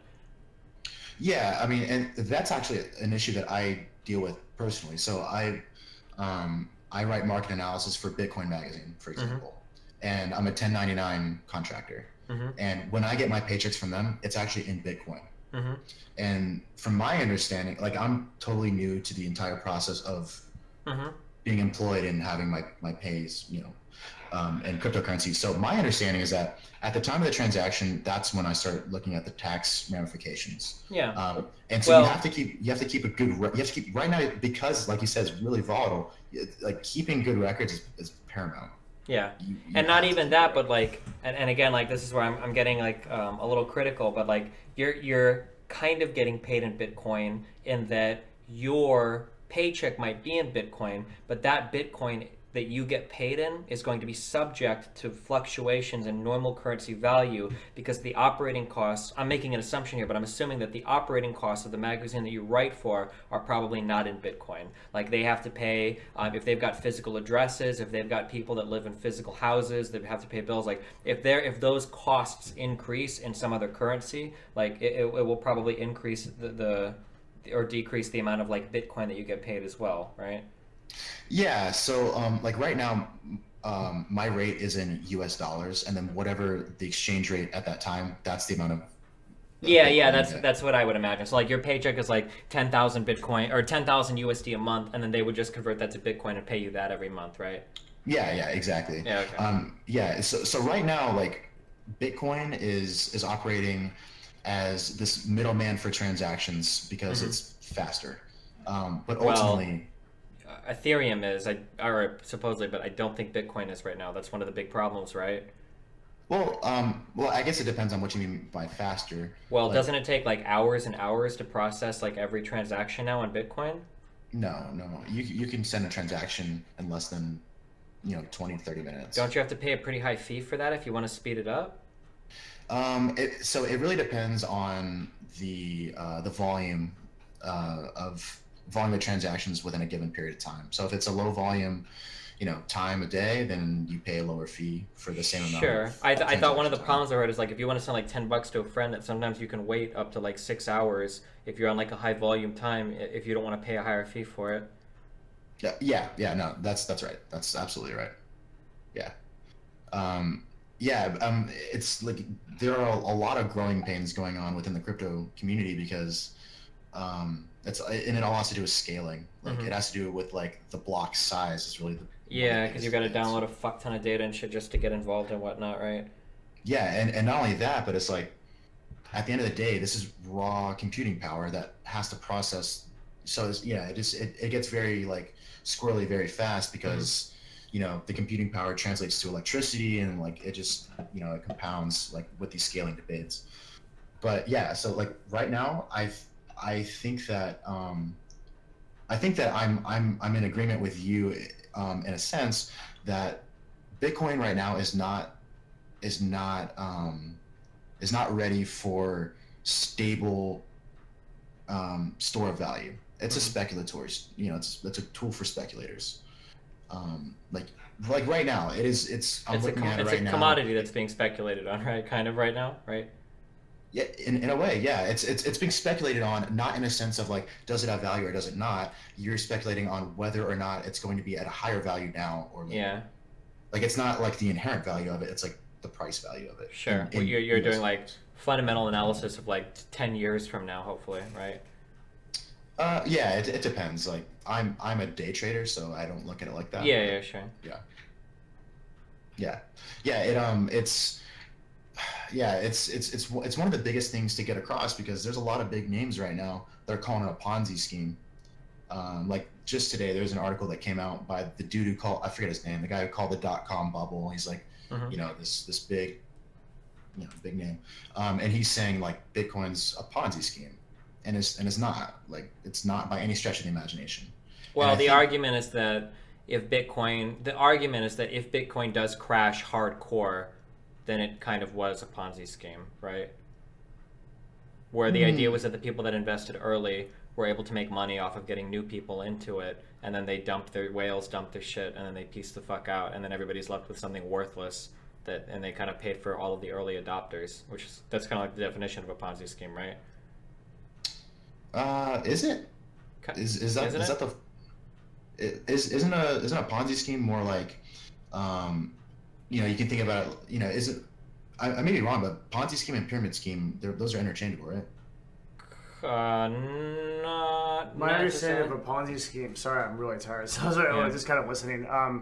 My understanding of a Ponzi scheme is you are using investors' money to reinvest to promise further returns, and Yeah. is cyclical until Yeah. you Like- get caught. Yeah, so like Yeah. basically I give you a schmeckel and I say, yo, this schmeckel is worth $5, you should buy more schmeckels. And so many people are so excited that now they start paying $10 for schmeckels, but they're not actually worth $10. But the people that initially bought them now can sell them for $10, and then more people come in and they're worth like $50, and now everybody's got like crazy. People are spending thousands of dollars on schmeckels, and then one day somebody's like, yo, dude, schmeckels aren't worth anything. Well, all of the early adopters already sold their shit for crazy crap Right. market prices. They peace out, and now everybody's left with a bunch of shit that's worth nothing. That's why people are worried that like if Mt. Gox fails miserably, that like, or I'm not Mt. Gox. I'm sorry. Hey, you write about Bitcoin. Am I ever getting my 2 Bitcoins back from Mt. Gox?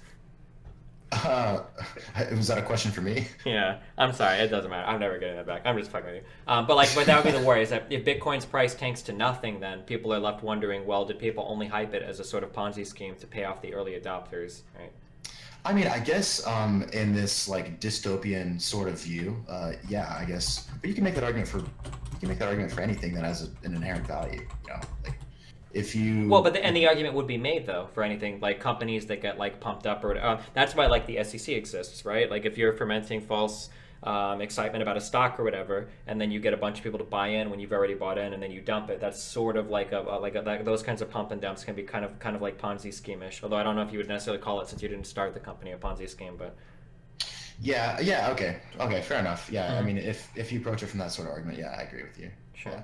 And I acknowledge Ponzi scheme might have a much more specific definition that maybe this doesn't fit in with, but yeah. Yeah, I mean, like when I think of a Ponzi scheme, I think of malicious intent, and Sure. I don't see that within the Bitcoin community. It's Sure. more, people just cashing out. But I mean, at this point, like the user base is so vast, like I don't even know how that would be possible to do that. Yeah. Yeah. Okay. Do you have any final questions or thoughts for him? Yes. Can you support the case, or is it your belief that Ethereum will move into, basically the case that I stated, that Ethereum will move into a significant amount of worldwide transactions? And then are you able to comment at all on the point of government regulation versus the Ethereum network, or if you think that's relevant? I think both those things are interesting. Okay, so what do you mean in terms of like government regulation with the Ethereum network? Do you mean like taxing transactions? So the idea of well, can you assert your point on government regulation essentially that I couldn't What are you handle talking because about, I'm just like- not well informed enough? Are you well, so Devin was making the argument earlier that one of the reasons why people could theoretically switch to a cryptocurrency is because you can avoid the taxation part of it. And then my argument was that if that became a significant enough problem, the government would find some way to regulate or capture that revenue in some type of tax or penalty or fine or something. So if the government essentially regulates all transactions of Ethereum within its borders, like what happens to the currency at that point? Or even if that's not, do you think that's a universe that's even possible with how Ethereum is set up? So okay, so I'm thinking of two different answers for this. So one being from the tax implications.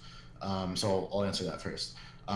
Right now, I kind of alluded to this earlier, but the IRS has been auditing Coinbase since I think January.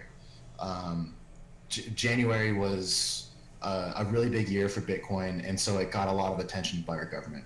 And so the IRS has publicly admitted this, and Coinbase has gone to court for this, and they're refuting it.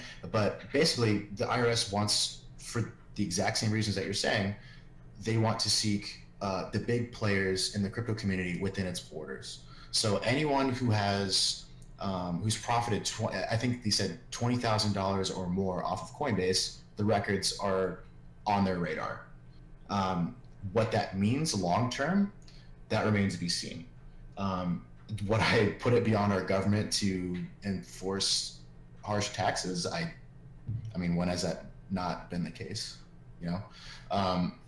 Especially when they see the market cap growing at the rate it's growing now, it would be foolish of them not to seek a more regulated economy. And to be honest with you, a more regulated crypto economy is better. Like if you talk to a lot of the people who are very active in the trading community, and the big developers who want stable prices, because it makes their business models look better. They want the regulation because it makes it look more legit. Like it makes it more approachable from the layman if they know that the government's got your back. And a really big thing about that too is that getting regulation in print, like letter of the law regulation, reduces the volatility and uncertainty so much. Because if you actually have it like this is how it's going to work, then people won't be speculating that, well, catastrophically the government might do this and everything is fucked, because you'll actually have like a letter of the law thing to go by. Yeah. Well, 100%. And in terms of like the future adoption of these blockchain technologies, I'm of the camp that it's not a matter of if, it's a matter of when. Like, so for those who are like, what's that? Why? So why can we expect to see that kind of? Because I agree with you, but I don't think I'm as informed or can explain it as well as you can. So like, why do you see that happening in the next 10 years? So right now, we're in the stage that the internet was in the early 90s, right? Like a lot of people, like you remember this phase, like back in the day, you didn't get internet service, you got like AOL, or you got like Prodigy, or you got like some provider service, right? And right now, we're at the phase back then where people were fighting for control of that market, and Ethereum is the open source version. It is the HTTP version of the blockchain space. It's not this like centrally controlled space like AOL. It's not the centrally controlled space by some sort of provider. It's this open space where people can build on it. And that's what really sets Ethereum apart from all the other cryptocurrencies, is that it's open. A, it's open source. B, it's so adaptive to the needs of the users. And C, it's fast and efficient and secure. So it solves a lot of the issues that we were previously having with financial transactions, with contract law. It solves a lot of these issues just inherently within the blockchain. So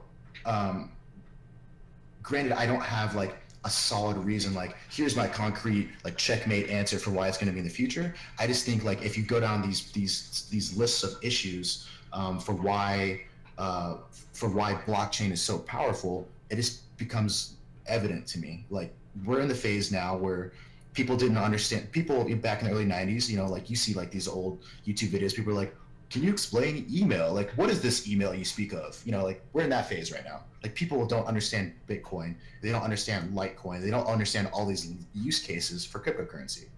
And eventually it's just going to become commonplace in our lives. And whether or not it's like you personally buying Ether or anything like that, like it'll most likely just take the form of, like I said earlier, it'll be like you log on to Bank of America and it says now powered by Ethereum, instant international transactions. Like these sort of things are available now, and they just have yet to be adopted. And there's a reason why every time the Enterprise Ethereum Alliance has a meeting, the price of Ether spikes. Because every time there's an Enterprise Ethereum Alliance meeting, new corporate adopters are jumping on the bandwagon because they see it. They see it coming. It's inevitable. They want it. I mean, you don't get much bigger than Bank of America, MasterCard, Microsoft being one of the earliest adopters of all people. And if they're saying they want this technology, I don't see any counter argument to shut that down. I mean, like the big guys are saying they want it. Who am I to say that they're wrong? If that's what they want, that's what they're going to build on. Gotcha. Okay. Any more questions? No, I think that is good. Really good. Well, listen, dude, I appreciate the information. Do you have any final words or thoughts for us? No, man. Thanks for bringing me on. I enjoyed the discussion. Yeah, I appreciate it. Thanks for coming on and talking with us. Thanks for backing me up when I didn't know what the fuck I was talking about on Backstreet. Yeah, man. Appreciate it. No, it's good. Thank you for coming on. Yeah, thank you. I'm pretty fucking tired, dude. Yep. Yeah, same. Well, I would say you win. Well, I mean, I agree. I think the technology I don't know. Like at the end, like if it shifted my position, like more. I definitely have to think about this in terms of like government regulation and in terms of how that like goes in and affects the whole ecosystem. Yeah. But yeah, overall that was really informative for me. I think there was a lot of things that I learned from that and that I need to like back up, and I really have to defend points. If so, that was really good. Yeah, I just want my bitcoins from Mt. Gox back. That's all I really. Did you ever follow the Mt. Gox shit? Yeah. What a fucking nightmare. So you aren't any more convinced of the technology than when you came into this? Is there any kind of I conclusion think you reached, or I think the technology is good. I just don't like it as a currency. But I think the technology can have real. I think his whole point though was that it wasn't actually that the currency is fuel for the network, which is actually the interesting part. Maybe, yeah, possibly. Yeah. I don't know. How does a government conduct monetary policy? Well, you don't, but that's a whole other thing that gets into. Because the problem is that We were trying to people dig like into that, Devin yeah. You owe less than 3. think that all monetary policy is bad. But the problem with option select, I like this guy. He's like a PhD student in economics. Really? So the problem with monetary policy, option select, is that when you talk to libertarians who tend to be very supportive of cryptocurrency, is libertarians tend to believe that all monetary policy is inherently negative. That's why they advocate for things like gold standards, right? Are you a gold standard guy? Of course you are. I was listening to Twitch chat is hilarious.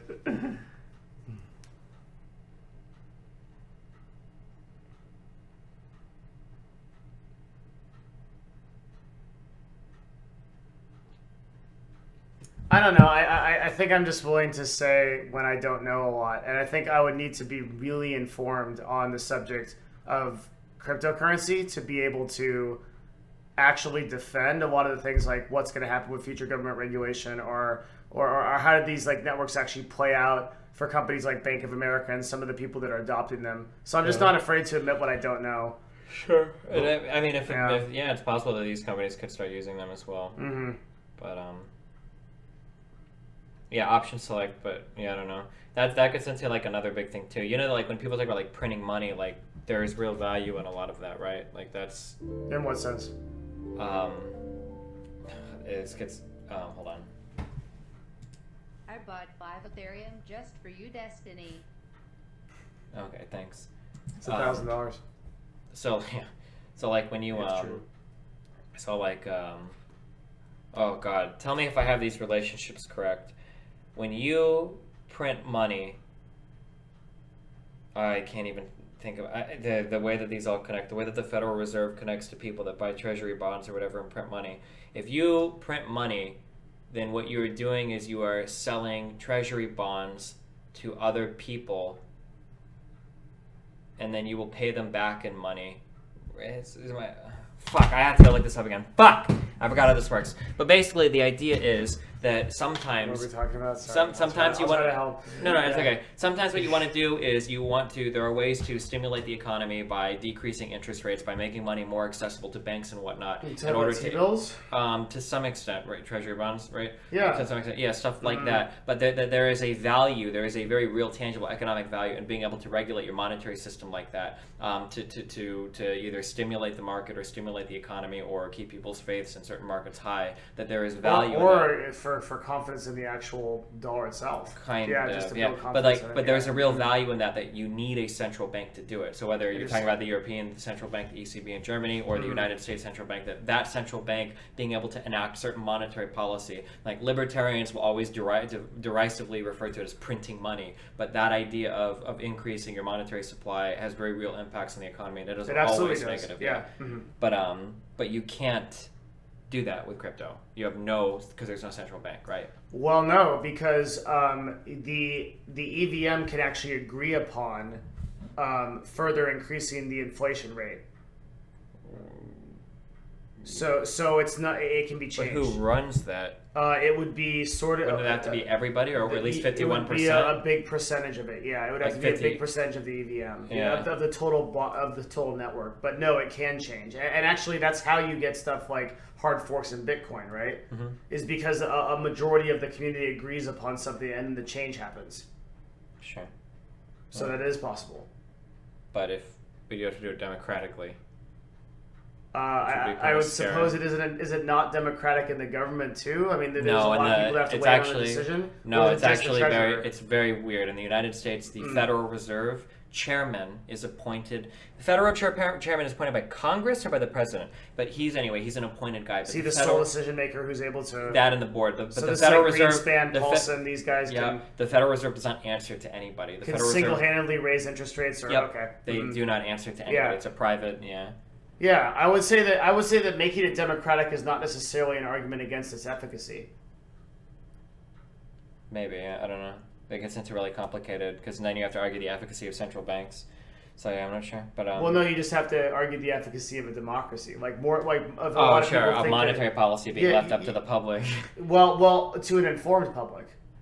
The public can't even vote for fucking president. No, I'm talking about the Ethereum. Oh, Like the people that are running EVM machines are the informed public of Ethereum because they know enough to do it, right? yeah. So you'd assume they would collectively know what's best for it, more so than the voting public, which doesn't know anything. Maybe. All right, so that's one point I think that I have. That's good. Well, maybe. Do you ever capitulate on anything? So, well, okay, so Like- to verbalize an argument against that, the problem is that the people that are most heavily involved in mining Ethereum are going to be the people that hold the most Ethereum. The people that hold the most Ethereum are probably always going to be against any sort of monetary policy that leads to inflation because inflation tends to hurt people that hold more currency than others. Inflation helps poor people and it hurts rich people. So, for instance, if you have $1 million in the bank and I've got $100 in the bank and our currency loses half of its value overnight, who is hurt the most there? Right, If I still yeah. get paid $100 a week, I lost half my money in the bank, whatever. If you've saved up a lifetime you of think- money, so you're- so the worry would be that let's say that we come up to a point to where the economy is hurting a lot and we need to inject a lot of money into the economy. We need to make interest rates as low as possible to keep everything stimulated, right? So what we need to do is we need to take a democratic vote on Ethereum to inflate the currency a little bit to keep things moving along. Well, the people that are all in charge of mining the currency, these guys have a fuck ton of currency. They don't need help with this. They're the people that make the most money. Why would they vote on a policy that hurts their pocketbooks directly? Like, you're asking for all of these people to act very altruistically, which is very scary. It's That very everybody- unlikely, right? yeah. So I'm not trying to be like really stubborn, but I'm just saying like that would be like the worry there. Okay. Yeah. Is there another situation where I don't know enough about the way the network works, but there's some way to account for that. In the way that the system works. I'm not sure if it's purely democratic or if it works off of a script or if it's like assumed. I don't know how you introduce new ideas into the EVM, but I know it's like I know there's again, this is something that I have to concede on because I just don't have enough knowledge. I don't know enough. Yeah, I'm not sure. Yeah.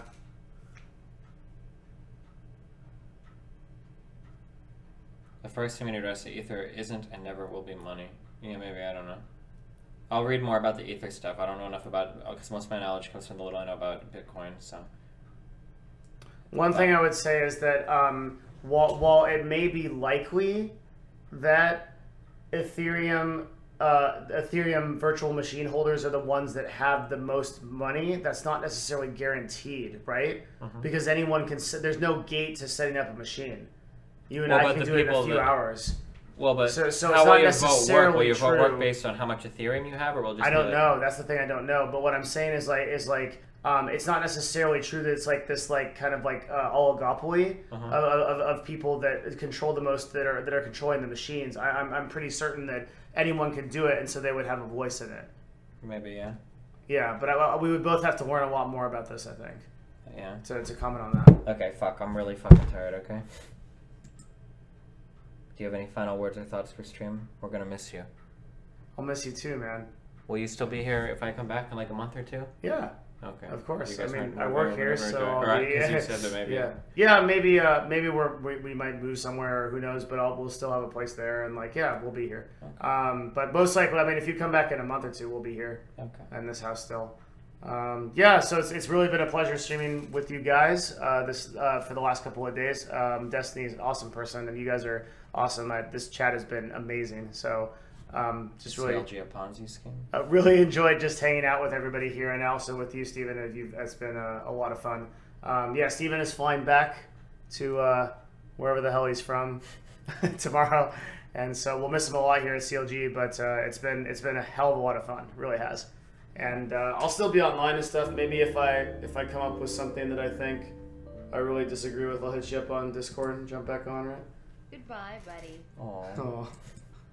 Hey, that's the only time you. Oh no, I was about to say you almost read a resub, Oh. but you didn't. You just commented on it. That's close. Anyway, love you guys too. But yeah, we're really tired. Yeah. I'll see you guys later. Have fun. Be careful. I can't. It's 8 minutes. I'm I sorry. love Shinlim. Oh, okay. It is this our too- it's last too long. video. Yeah, it's 8 minutes, guys. We're gonna watch 8 minutes of this. I don't know. He is amazing.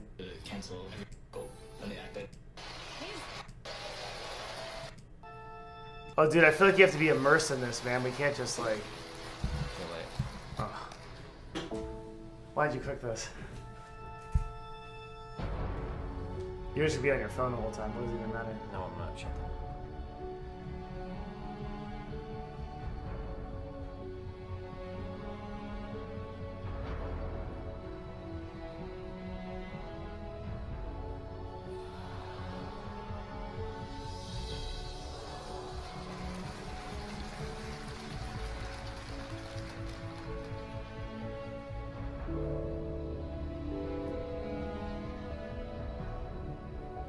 They can't see it, by the way. We'll miss you, buddy. to We're full hell. screen.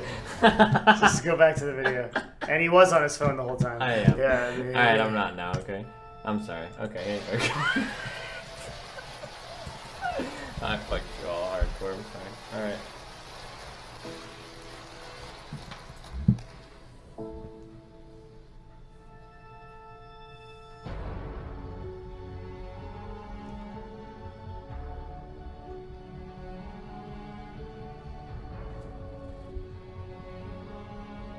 Are you gonna be able to tell me like every magic trick, or you that?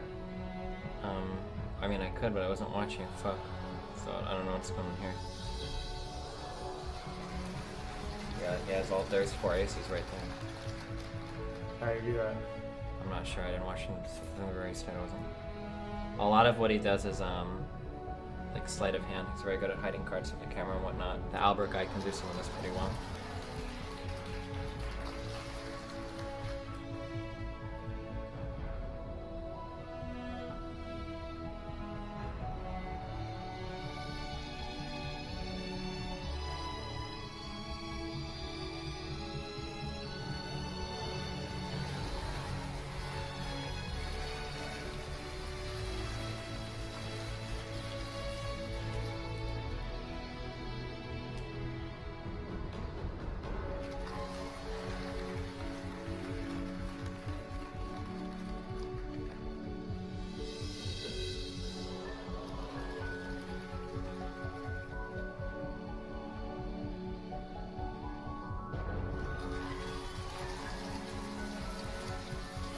I don't know. His sleight of hand is really, really, really good.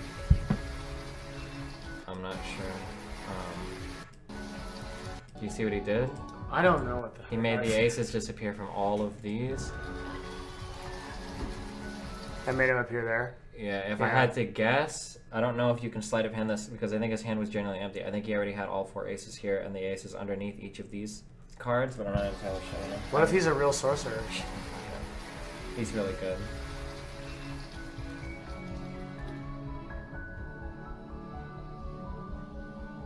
Like, where does that card go, dude? Yeah, I don't know about this kind of sleight of hand. I don't know the tricks.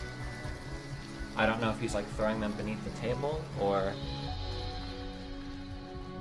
like dropping it before it gets to the. I'm not sure.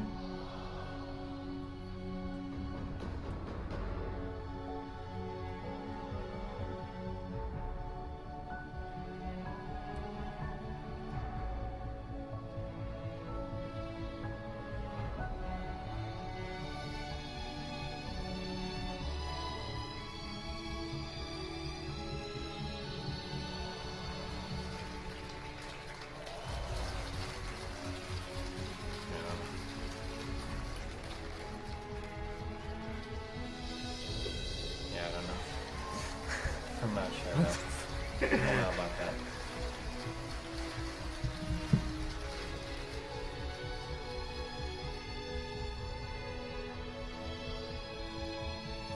Oh, Penn and Teller?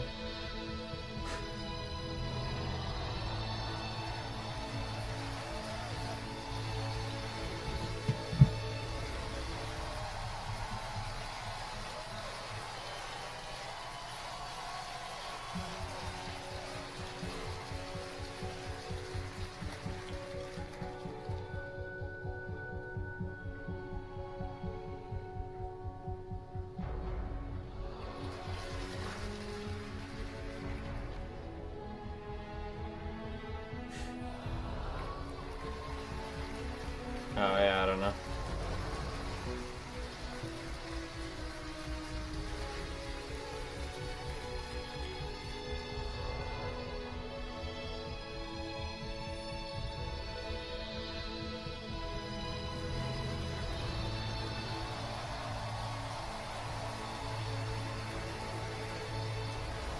This is like some 5D galactic shit, dude.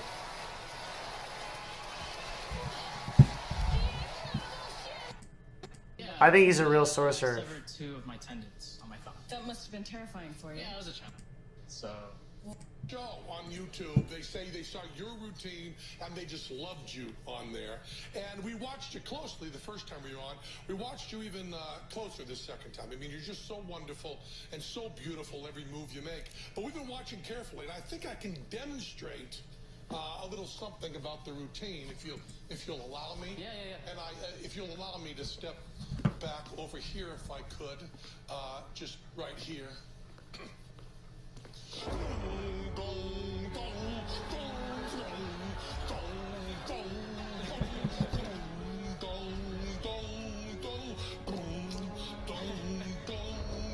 Is he actually gonna do a trick, do you think?